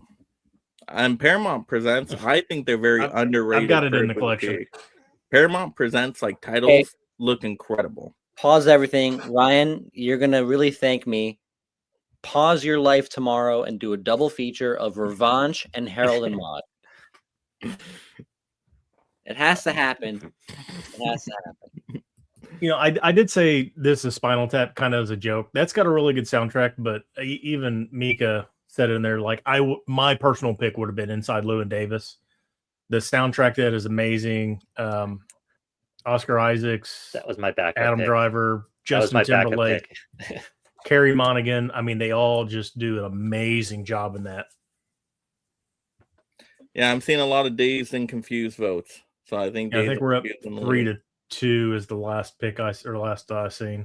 Unless Yeah, I I'm got miscounting. 1, I got 2, I got 3. Yeah, I got 4 for Dazed and Confused. Oh yeah, Johnny. Yeah. Yeah, I think And Johnny, you're right. I believe most of his budget did go to acquiring music rights. 100%. for Dazed and Confused. Well, music used to be cheaper to acquire back in the day. Now it's super expensive, but back then you could get a lot of songs in budget. Yeah. Mhm. I stepped out on a very feeble limb and took a chance because I love Cat Stevens music. So, well, good job, Brian. That's good though. You had a personal connection to it, so that's a good pick for you. Yes. totally. And you guys have to watch. Both of you guys. What? Mike, have you seen Harold and Maude? No, Damn. I have not. Nobody. Is it something I would Disappointing all like though, Vin? You know my taste. Would I like it? I think that you might not like it. Okay. Yeah, you're probably going to be like a 40% on it. Like, I mean, it's also a touchy subject too. I mean, it's about basically an old woman grooming a kid. Well, or Kind did of. he groom her? Yeah, Think you. about I mean, that. you could go either way with it. It's very risque subject matter, especially for the time too. It comes off very pure though, as far as like not Yeah. rapey. Like it's all right. He was 18, probably. All right. On that note, Yeah, we got an 8th round here. Worth the price during the sale. So you want to buy this at full price. You look at it at full price, you say, no way. But during the Criterion sale, you're like, okay, 50% off. That gets me right over the edge to pick it up. Is that how you guys read the questions? Did that sound correct? Yeah. Not necessarily, but I mean that makes sense. I mean, my pick kind of makes sense for that. Yeah. Okay. What were you thinking, Ryan, our referee over there? like to me, it's a movie that I'm on the fence about. But during the sale, I would pick it up, even though, I mean, people, well, it's still $20, $25. Yeah, but there are a lot of these movies you're not going to, they're not studio titles. They're not released in other boutique stuff. So if you're on the fence about it and you're willing to spend, you know, you got a list of 5 movies you're going to buy, make it 4 and then splurge a little bit for this other one, because at $20, it is worth it to buy it and take a chance. That's kind of the way I was looking at it. Yeah, like Blood Simple. If this is at $50, no way I'm buying this ever. No. But $25 on the fence about, I'll give it a whirl. Wow. All right, contestants. What do we got? 1, 2, 3, reveal. Ooh, the Before trilogy. Getting Brian back with that one. And then we got the Seven Samurai from Brian right there. Ooh. Yeah. I went with this just because it's such a long movie and it's black and white. It's old. It's foreign. Like, to me, to get this to see it for the first time, I think it's worth it at the 20 or the 50% off, because Yes. these types of movies, they feel like they scare people away because they don't like super long. It's over 4 hours long. People don't like that. People don't like black and white. People don't like subtitles. So I feel like at $24.99 or $25, I feel like that's worth the price for something to get you almost like an entry point into the Criterion too. So it almost goes good with one of the earlier questions. Yeah, I still haven't picked up that movie, that runtime. Do it.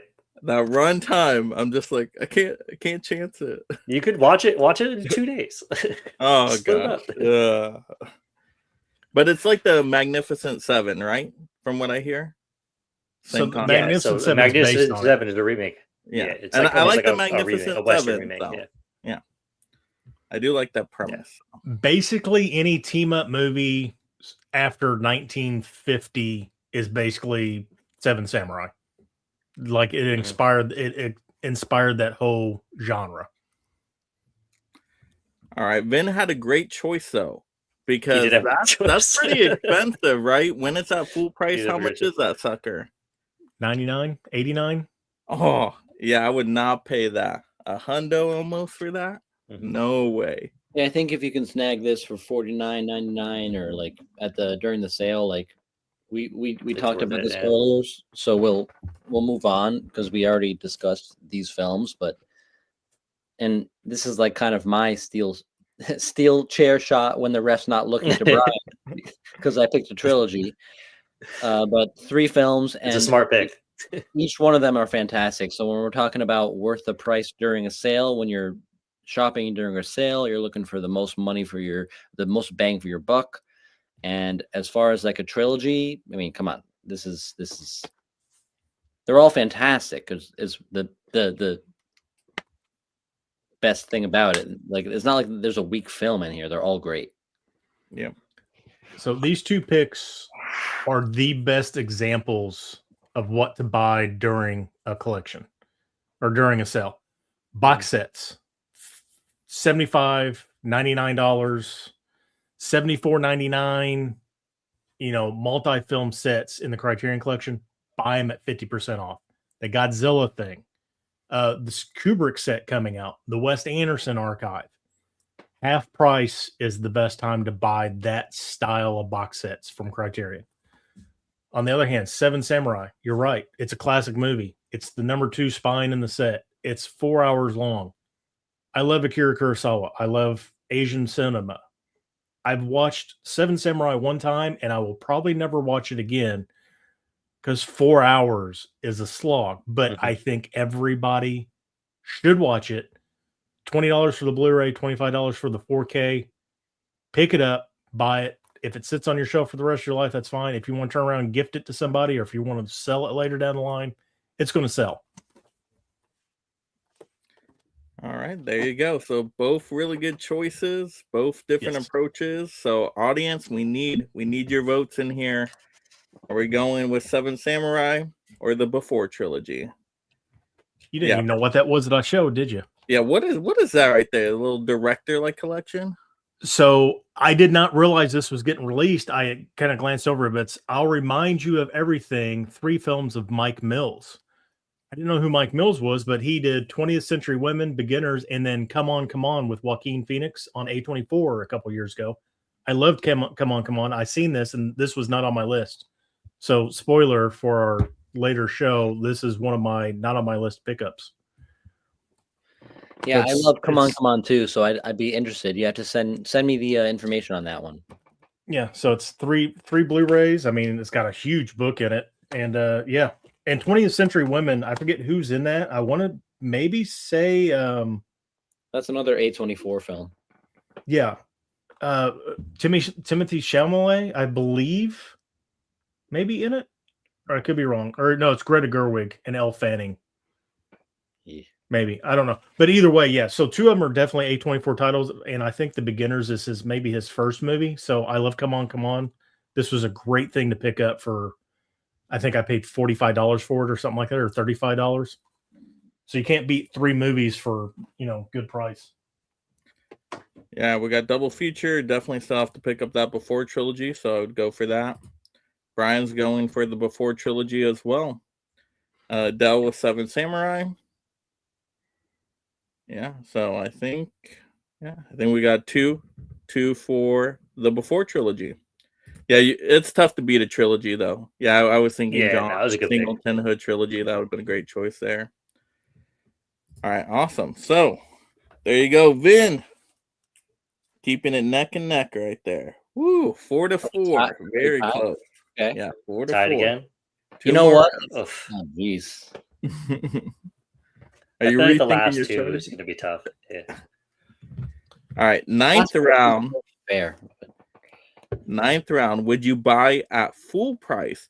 So the only title I ever bought at full price was Defending Your Life, but I needed it for a stream. It was a Collectors Club recommendation. It wasn't Criterion sale season. And I'm like, dang, I have to pick it up. But I was very happy I did because I love that movie. So that's would be my personal choice. I've never bought a full priced Criterion in my life. I don't know if there's anything worthy. I actually sort of misinterpreted this whole round as far as like paying full price, because I've never paid full price for one. It's outlandish to do so. So what were you thinking, Vin? How'd you approach this? I just picked this round as like a chance to like pick a film I love. Okay. All right. How about you, Brian? Were you same approach there down? Oh, Brian? Oh, we just lost him. We lost him to the Twilight Zone. Oh no. Yeah, I've never, honestly, I'm going to take that back. I may have paid full price like way back in the day. I think when I bought Bottle Rocket, I paid full price for it, but that's before I knew what the Criterion Collection was. But other than that, sorry, my shit crapped out on me again. Did we already show? Because I didn't. No, not yet. No. Okay. Well, there's a lot of people though that buy Criterions at full price. I know. Oh, yeah. I know a few I don't big think blue I don't think I've that ever do bought that, one full price. So that was the question Yeah. before your connection. What was your thinking on this question? How were you? I looking went at with this? I went with like a favorite movie, like a movie that I absolutely love that I would pick up at full price. So you two are on the same page then. All right. So this works. Let's see it. 1, 2, 3, reveal. Okay, we got some Still Walking from Vin right there. And we got a little Cronenberg right there, a little History of Violence. Yep. All right. Yes, sir. I absolutely love this Vin. movie. It's my favorite movie from 2005. Okay. See, I wasn't a big fan of that one, but I'm not a big Cronenberg person. I only like The Fly in the Dead Zone. Any other Cronenberg, I'm like, not for me. That's fair. Vin, you went with Still Walking. You love that movie, I'm guessing. Yeah. Director, Japanese director Hiroku Koreeda. He has a couple of films within the Criterion Collection. He has this. He has one called Afterlife. And this film, Still Walking, is about a man with his new wife and their child, but it's not his biological child. He married into it, and he visits his parents, and he had a brother who died, and the whole film takes place over just a one-day span in this very small residence.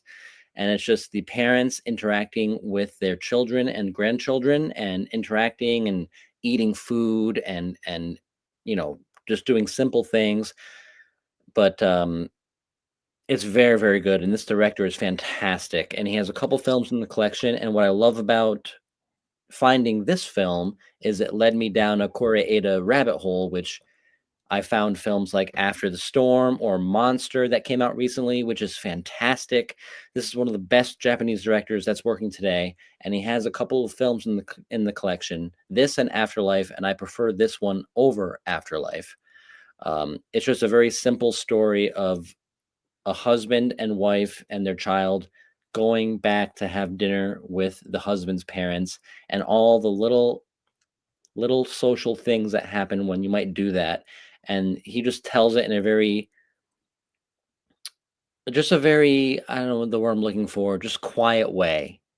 very believable way, and nothing's over the top. And it's almost like you're just like a fly on the wall watching these people interact. So if you like Japanese cinema, Asian cinema, small scale stories all in one setting, or anything like what I've mentioned, Still Walking is fantastic, and I would recommend you to go down this director's rabbit hole because he has films outside of the Criterion Collection that are even better. More modernly, like I said, Monster is fantastic, a beautiful film. So I'm going to go with Still Walking. Double feature. We actually paid full price for A History of Violence. Had to grab it right away. Love this film. Great cast, great performances. Hell yeah. Brian's like, sounds good to me. Yeah, no, I mean, it is. It's Viggo Mortensen is just really good in this. Maria Bello, Ed Harris. Like, it's just a really, and it's a different type of Cronenberg. You know, he's really, you know, into like the body horror stuff, but like this one's more of like a crime thriller. And I don't know, I've always really liked this. Again, it's my favorite movie from 2005. I know it's not everybody's favorite pick, but this is one that I would happily pay full price for. All right, we got Dell voting for A History of Violence. Double feature did A History of Violence. Brian, A History of Violence. So I'm seeing 3 for sure for History of Violence. Movie Eddie, I think, is leaning towards Still Walking, but it looks like History of Violence. Yeah, to add on to Vin's point, I mean, Corietta, you want to talk about a director that really gets family dynamics top tier, like just Shoplifters and Monster and Broker, 3 of his newer films, all deal with family dynamic stuff, and it's just how he captures it. It's almost like you're just literally took the roof off somebody's house and just are watching a family just interact. It's crazy how well he writes and directs families or family style movies. Oh, dude, have you seen like Father Like Son? No, I just seen that he's done that. And I've got it on my list. Good, dude. It's so good. Airdoll. I've got Airdoll. I forget who that came out by. That was a really good one about a guy living in Japan that gets a blow up doll. It's basically like Lars and the Real World, only in Japanese. It's pretty good. Okay. All right, so looks Yeah, like Brian, Brian, you take this round. Yep. But there you go. Recommendation. Cool. Sounds good. Some Airdoll for you. You got to get the slip, Vin. You're slipping. The slippy dip. Look at that. Look at Oh, that. dang, that's a lot better. Yeah. Mr. Fancy Pants. Yeah. I forget who made this. Was this was one of the Vinegar Syndrome partner that label or explains something, it. wasn't it? Oh, was it? Okay. Yeah. All right. One of the very few films I don't buy Vinegar Syndrome on, and I bought from like maybe 5 or 6 movies from them, and most of them's been from their partner labels. Yeah. All right, our 10th round, possibly our final round, but could be a tie if Vin wins this one, and then we go to a bonus tiebreaker. But our 10th round here, favorite Criterion overall. No questions on this question. This is an obvious, just easy. Get your favorite. I feel like Vin's gonna come off the top rope for this. I feel like I know Vin's choice, but we'll see. You're not gonna like it. Oh. Okay. All right, well, we'll find out. Let's see. Right. 1, 2, 3, reveal. Okay. Hey, I gave Barry Lyndon I had a the feeling same he was gonna go stars something like that. as the Princess Bride, so it gets a 3-star from me. No Country for Old Men. That might have 3 stars from me too. Well, there you go. What? You just love There it now you 3 go. stars. You're a wild boy, Mike, for giving Just- 3 to both of these. love I'm not a Coen Brothers Yeah. fan. I can't with them. I can't. I But No yeah, Country see, for I Old like Men Coen is a lot Brothers. better Yeah. than Blood Simple. I will say that. So that's probably Coen Brothers' best movie. I had Blood Simple as a backup for Oh, earlier too, God. and Inside Llewyn James. So a lot of Coen Brothers in my collection from the Criterions. But I absolutely love them. My favorite movie from 2007. This is the perfect movie to me for the Criterion. I absolutely love it. Great performances, great story. Anton Chigurh is just one of the greatest villains in cinema. Even if I lose this round, I absolutely love this movie. It's a good choice. But Vin, you got your Barry Lyndon. We know you love the Barry Lyndon. Well, first of all, No Country, fantastic. It's an amazing film, one of the best neo-westerns out there. But such a daunting question, your favorite Criterion. So I had to default to one of my favorite directors, which is Stanley Kubrick. And this release, I really love the digibook packaging, and you'll notice the sticker is still on it because yes, I have not opened it yet. Ooh. But I had the That's another one I grabbed from your recommendation. I had the previous Blu-ray of the Criterion edition, and I also have like SteelBook editions. I have all kinds of Barry Lyndon. So I'm waiting to open this until a nice rainy day where I want to really delve into watching this film again. But I've seen it, I think, twice, maybe 3 times. I think twice, though. I've seen it through twice, and it's just an epic film. I really just enjoy it. I think it's underrated as far as Kubrick films go. I wouldn't put it in the vein of like 2001 or some of its like top tier stuff, but it might be third for me. And I know we're getting a Kubrick box set, but I still won't get rid of this. Even when I'm going to get the Kubrick box set, even when I have that, I'm still going to keep all of my Kubrick standalone releases just because I love Kubrick so much. So I'm not going to sell all that stuff off. I'm going to keep this beautiful edition with the digibook, and looking forward to Lolita for the first time on 4K. But as far as like favorite Criterion ever, to pick one you haven't even opened is like moronic and stupid. But I love Kubrick and I love Barry Lyndon, and this is just my little sealed baby here still. So there you go.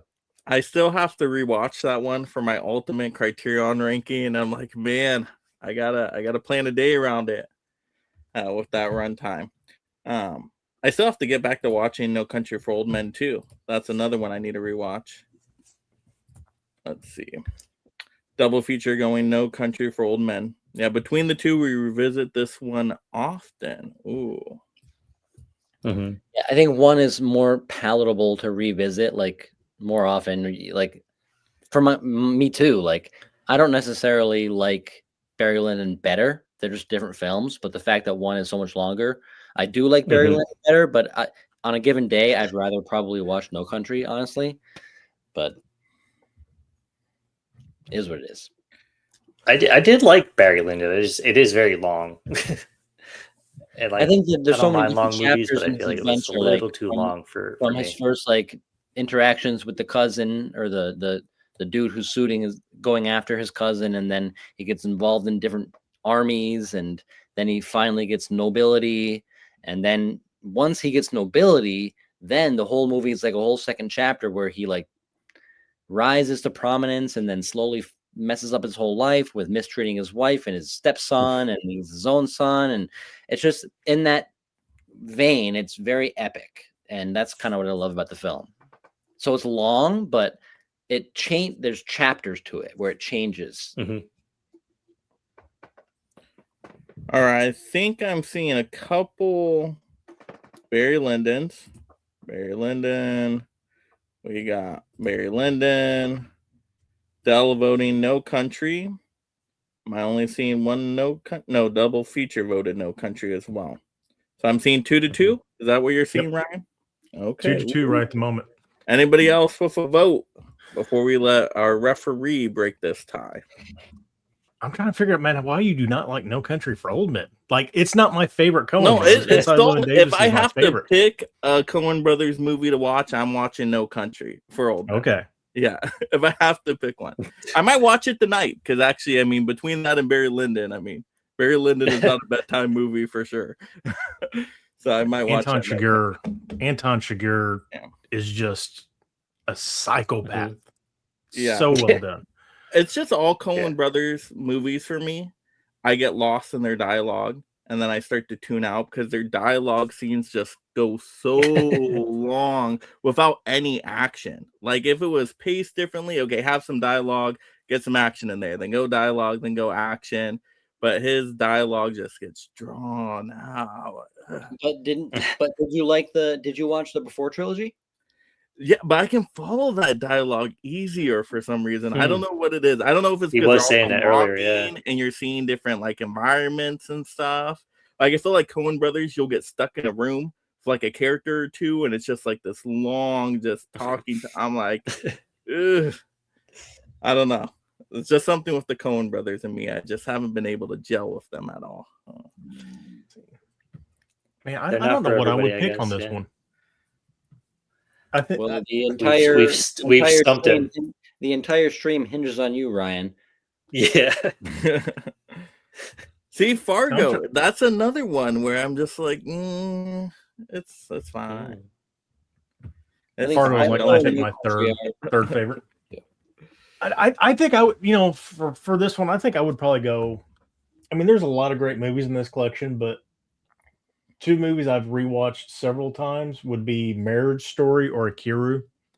Like those would probably be my two picks. Those are probably my favorite. And well, Inside Llewyn Davis, but I've already said that like 9 times today.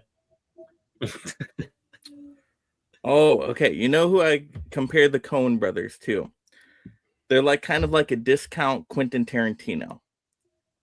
Where Quentin Tarantino, he does the dialogue thing too, but will also put more action and thrilling moments within his movies. So that's why I can do a little bit more Quentin Tarantino than Coen Brothers. Well, there's 2 of them, so it's not really fair, but I will say that the Coen Brothers have more diversity in their films as far as like No Country feels nothing like some of their other films. Like every Tarantino film kind of feels like a Tarantino film. Yes, absolutely. Yeah, that's true. Yeah. I mean, Brother, We're Out There's a good one. Yeah. Oh yeah. Oh, Brother, We're Out There. Hudsucker Proxy, The Man That Wasn't There. Hudsucker Proxy is great. Well, Blood is Simple is basically No Country for Old Men. Those are very similar. Except one's way better. Yes. Yeah. No Country is way better. Being his pick, so. I know you're propping up his pick again, Vin. What is this? I do that all the time. I feel like all of his wins. I appreciate it. You're like, I love the Princess He's a nice Bride. guy. Ryan doesn't want to vote. He's trying to. I'm trying to get people to, because we only had 4 votes. Oh yeah, Big Lebowski. I always forget that. And I'm not a big fan of that one either. Big Lebowski. But that just shows their range. Like I was a huge Lebowski fan in high school because that came out like in what 95, 96? 90. No, I think that's like 98, isn't it? Or 98. Maybe it was the year I graduated, but like that was big when I was like 18, 19 years old. I loved the movie. As an adult, when I went back and watched it, it's good. I like John Goodman's character in there is unhinged, and that's my favorite part of the movie. I used to like the dude a lot. Now I'm more of a John Goodman fan. All right, now it's coming back to me. More reasons why I dislike the Coen Brothers. Most of their plots are nonsense. The Big Lebowski, he just wants a rug back. Really? Yeah. Are you kidding me? It ties them together. I don't care. I don't care about his adventure for a rug. It's hilarious. Okay, so Mike, are you a David Lynch fan? Probably not. What has he done? A lot in the Criterion. Oh yeah, he's like all this stuff's actually in the Criterion. What has he done? Lost Highway, Mulholland Drive. Oh gosh, no. Blue Velvet. After you said Mulholland Drive, I'm like, no more from him. No more. It's like with Seven Still and Bergman. I'm like, no more Bergman. No, I can't do it. Bergman. All right, let's get this round wrapped up. We're going to get off on tangents here. Okay, I don't think anybody else is voting, though. Ryan, it's on you, man. It's 2-2. And, you decide how my night ends. Am I going to literally go and bury my head in the sand, being 0-2? Brian just disappeared. I'm going to go with Vin. Don't let me win based off of a lag. No. It's is it tied up or you're down 1 right now? Correct? No, we're tied. No. It will go to a tie. It will go to a tie. Vin, for the tie. There you go. I would like to see this bonus round. I know how much Barry Lyndon. Wait a second. Let me recount real quick. 1, 2, 3, 4, 5. Yep. Yeah, that looks right. Yep. 5 to 5. Yep. Yo, it's 5-4. I'm going to say Vin. We're 5-5. We'll go to a bonus round. Like No Country to Old Men to me is a safe pick, and I'm not Brian. It pulled a great title, but it's just a safe pick. Barry Lyndon is just like this masterpiece, low key masterpiece that people definitely need to check out. It is tied, Brian, 10-10. You guys are going to go to bonus round. 5 to 5. Yes, 5 to 5. Bonus round. Go pull best Criterion ever. So not necessarily your favorite. What is the best Criterion ever? Whatever that means to you, go pull it. So think about it. Do you guys already have something near you? Or you got to go to the What if I've already pulled it? I don't know how the audience is going to vote. I don't know if they're going to be like, this guy keeps pulling the same title. I don't know. Best Criterion ever. Yeah. So I'm thinking of everything because I would be thinking all encompassing. Like, okay, does it have great 4K transfer? Does it have a Dolby Atmos track? Does it have tons of special features? Does it have really good packaging? Is it a movie most people like? You know, just that's what I would be thinking. But that's me. Maybe you think best Criterion ever means like super hidden gem that everybody should watch. I don't know. You're thinking. Go get it. Yeah, I gotta go find something. Go find it. Ooh. See, Ryan, what are you thinking? What is the best Criterion ever? Can you say no box sets, no multiple feature things? Single film. One single film. Referee's calling it. One single film, people. Watch it. Brian comes back with a box set. What are you thinking, Ryan? Honestly, it would probably boil down to like Seven Samurai or Night of the Living Dead is kind of like one of that staple, like best that is Criterion. A good one. Yeah. Because that's like the newspaper thing, like booklet. Like that looks really cool. You could argue Breakfast Club and Dazed and Confused. Those are good. I would go like a Malcolm X. That looks and sounds beautiful. I mean, the treatment Criterion did with that was great. And really good special features. Wall-E. Because, I mean, that's just a pick that looks so upgraded with what Criterion did, and you didn't think they were going to get a Disney title. So that's really darn cool. I'm back, and I'm back with a big risk. Ooh. All right, Brian, I don't know if you caught that, but referee was saying one movie, one title, so no box sets. So no box set? Okay, that's fine. Yeah. I didn't pull a box set. Okay. Yeah. Well, I have 2 movies here. I just have to figure out which one I want to pull. I think I'm going to go with the first one I pulled off the shelf. This is not going to go well. Oh, man. Even me, like a personal favorite collection that I think is the best is House, because I don't think enough people's ever watched House. All right. I'm going with something fun to spark a little discussion. Already pull. Oh, Brian, I don't know if you heard me when I was, like Breakfast Club, Dazed and Confused, Seven Samurai, Night of the Living Dead, all great picks. Like those are cornerstone Criterion titles. Yeah, and I'm like Malcolm X. Yeah, I was trying to pick something I didn't Wall-E. Yeah. All right, Anora. Ooh. Well, all right. You guys are picking all. It might have something that Mike just mentioned. I'm Ghost Dog, Way of the Samurai. Something in my hand, but I'm going to stick with it. All right, 1, 2, 3, reveal. Ooh, he says Thelma and Louise. That's what. We got the Racer head. What a I've not seen that movie. one. Yeah. Oh, David Lynch film. That's David Lynch. And then Thelma and Louise. I went Thelma. Love that Thelma movie. And Louise. Very good. Good mainstream one. Yeah. All right, Vin, what were you thinking here? This was a very early buy for me as far as when I was collecting, and whenever I thought of the term Eraserhead, I was always like, that's such a weird word, Eraserhead. It's such a weird word for a film name.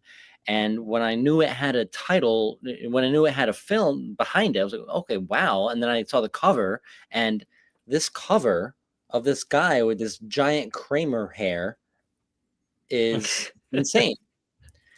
and it's Lynch, obviously. It's early-ish Lynch, late 1970s. And when you watch it, it's an experience. Do you love it? Do you want to always rewatch it? I don't know, but it does have something to say about, I guess, the fear of fatherhood. But as far as going back to this pick of what does Criterion put out, and I've never even seen any other physical media release of Eraserhead. Have you guys? Like, I think the only way you can, I totally be wrong, but I think the only way you can get Eraserhead in HD is this one here. And I'm sure they're going to market it with a 4K. But when I look at this cover with the black and white and the smoke and this guy's hair, and knowing what the film actually is, as far as like the weirdness of it, all the David Lynchian type elements of this film, this is the most David Lynch film in the collection, arguably, and it's the weirdest. I just watched Lost Highway literally yesterday and actually quite liked it, Brian. I know you love it on Letterboxd. Oh, yeah. I have to watch Mulholland Drive, but Eraserhead is like this whole other niche thing that exists in pop culture. It's like it's Lynch, but it's just something else in some weird way. And I think it's the weirdest movie ever made. Yeah. And the fact it's that weirder than Mulholland Drive. Like, is it tougher to follow? It's absolutely weirder than Mulholland Drive. Really? It's weirder. Is it harder to comprehend? But it's weirder, I would say. Yeah, it's definitely weirder. Yeah. Okay. Wow. But I'm going with this. It's way weirder than Mulholland Drive. Yeah. I love the smoke. I love the name of the film, Eraserhead. I love the weirdness of it.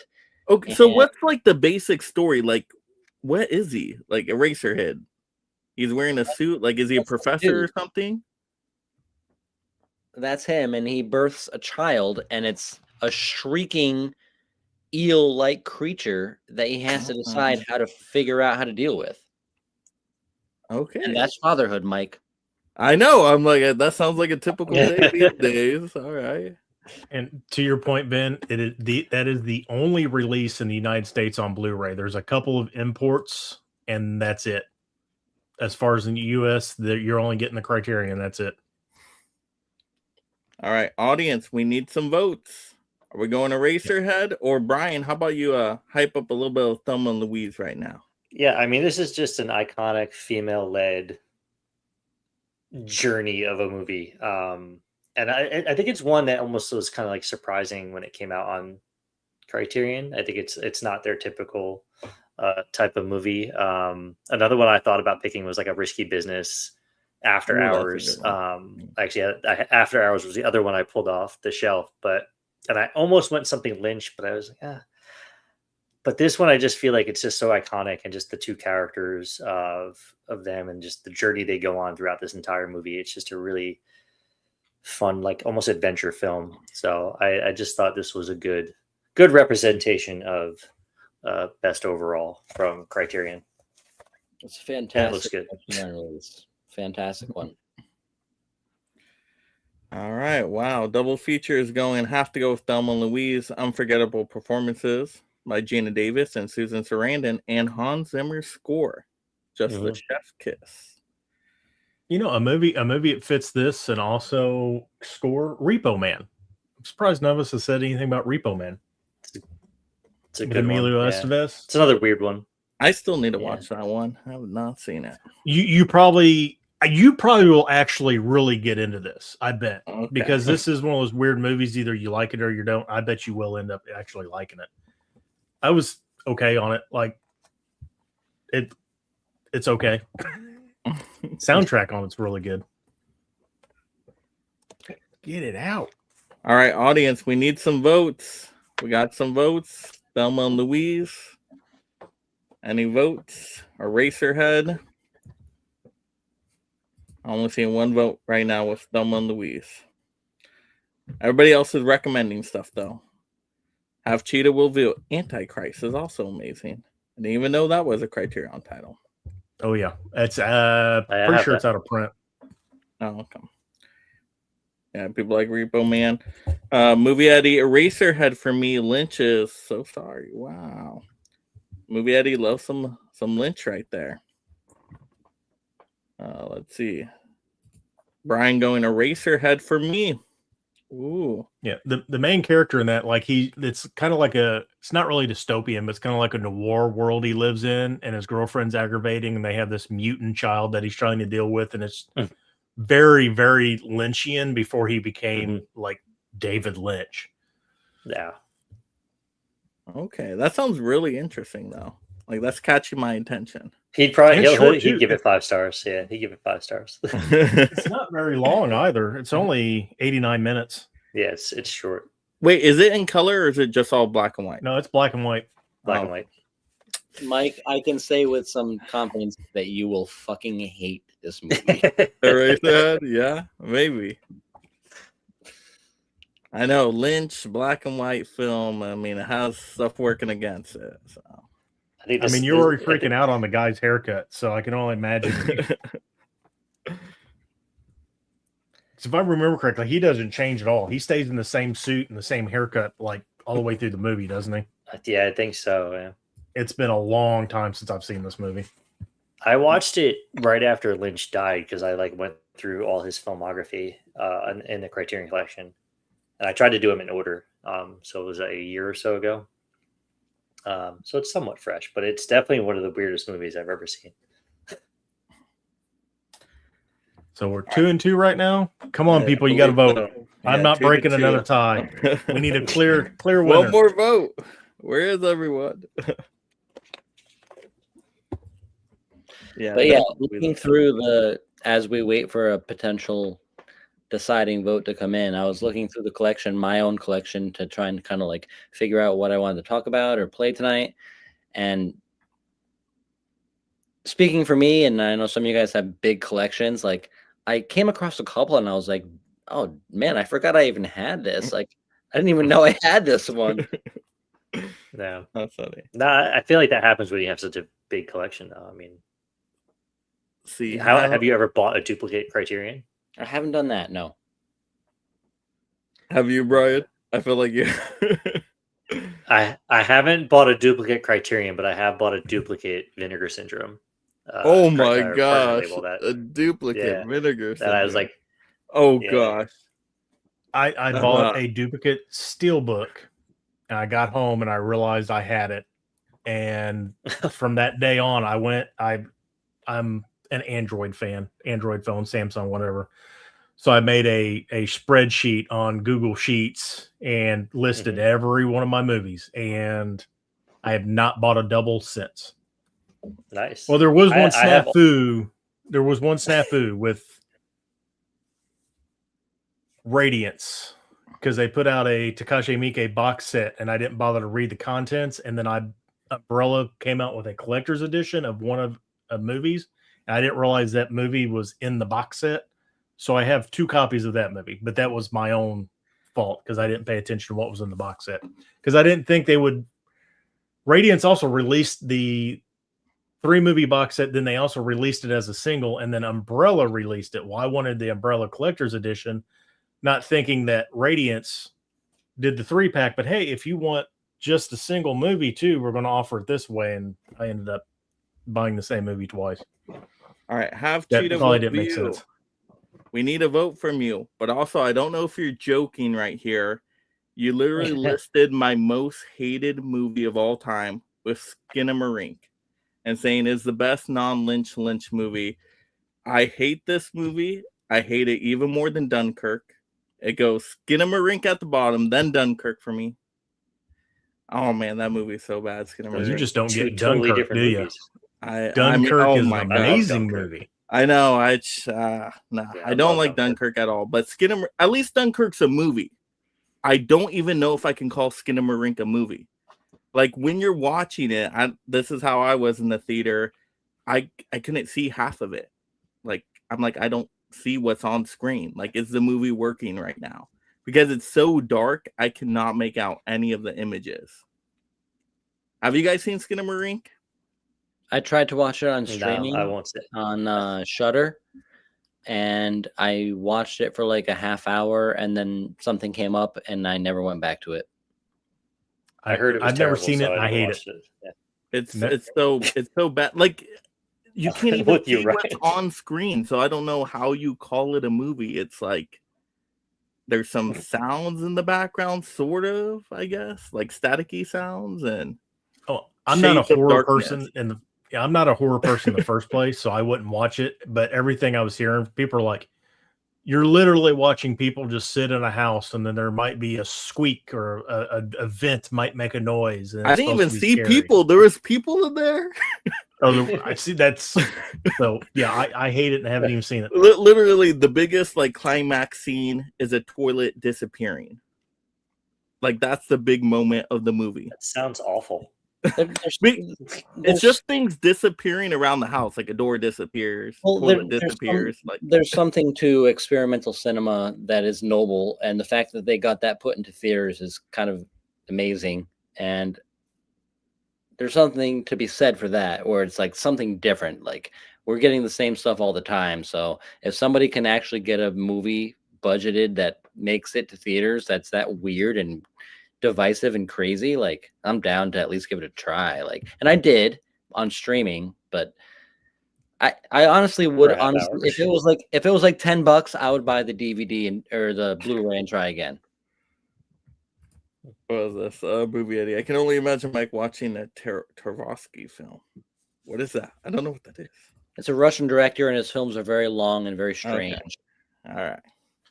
Stalker. Is this the longest we've got? Mirrors. Yeah. Any votes? Any votes in here, people? Ryan, you've got to make a choice, Ryan.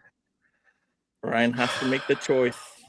That's why you're here, bro. This is literally why you're here. You are the referee. You are the tiebreaker. The toughest job. Random.org. Let's see what they can say here. Flip a coin like Anton. We got a vote. There we go. Cheetah will view Eraserhead. Then you break your losing streak. Champion tonight. How do you feel? Congratulations.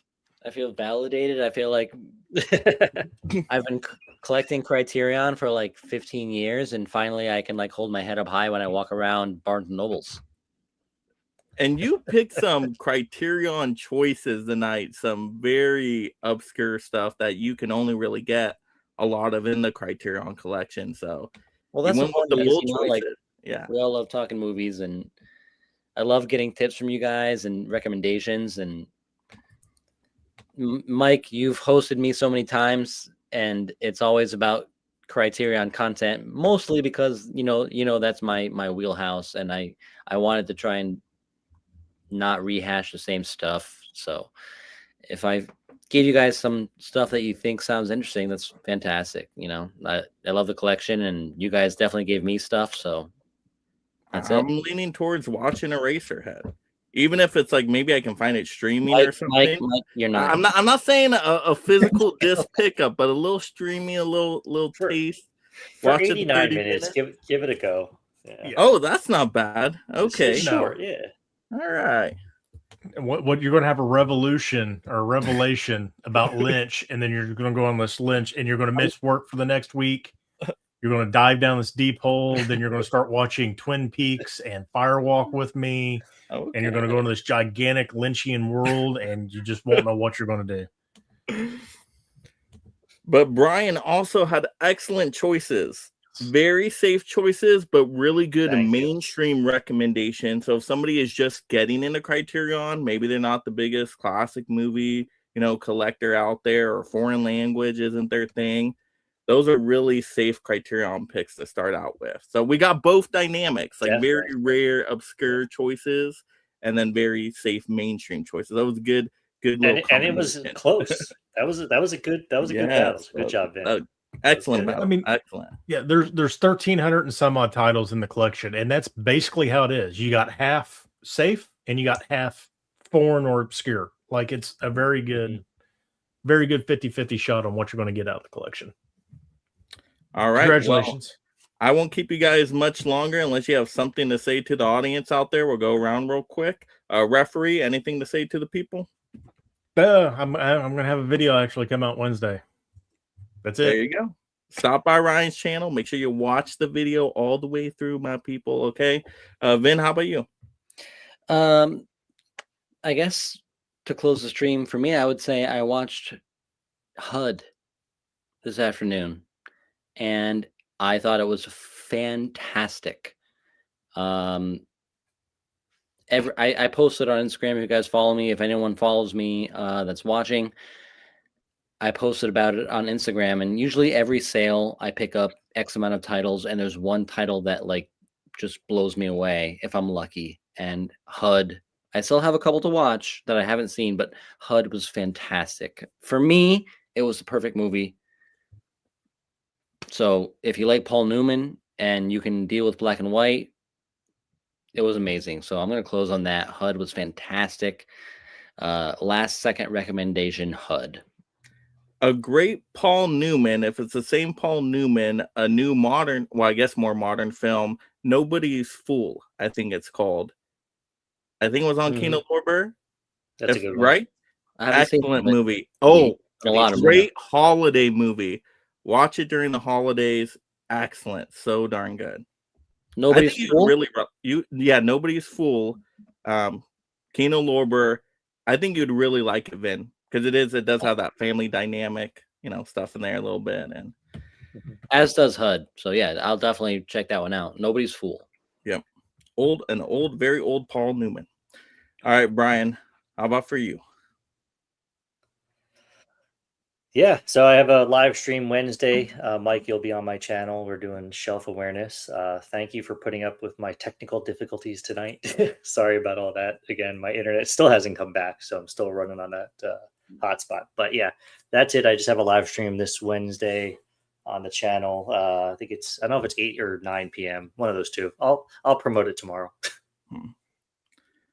All right, and then go for it. Aerosol just started. If you missed out on Criterion, go to Barnes & Noble. Aerosol 50% off going on right now. And then for me, I am running a franchise fight tournament too. I'm still looking for some more people for these teams. So if there's a team on here that interests you, just reach out to me on Instagram. We'll either get you on a team or as a judge, but always looking for more people to participate in live streams. So yeah, if you got collectibles for any of these franchises, physical media, just go ahead and reach out to me. Other than that, we have our Criterion post-game sale show coming up, I think, in a couple weeks or so. And we'll recap everything we picked up and just talk future sales and all that fun stuff. So other than that, have a great night, everybody. And go watch some Criterions now. How about that?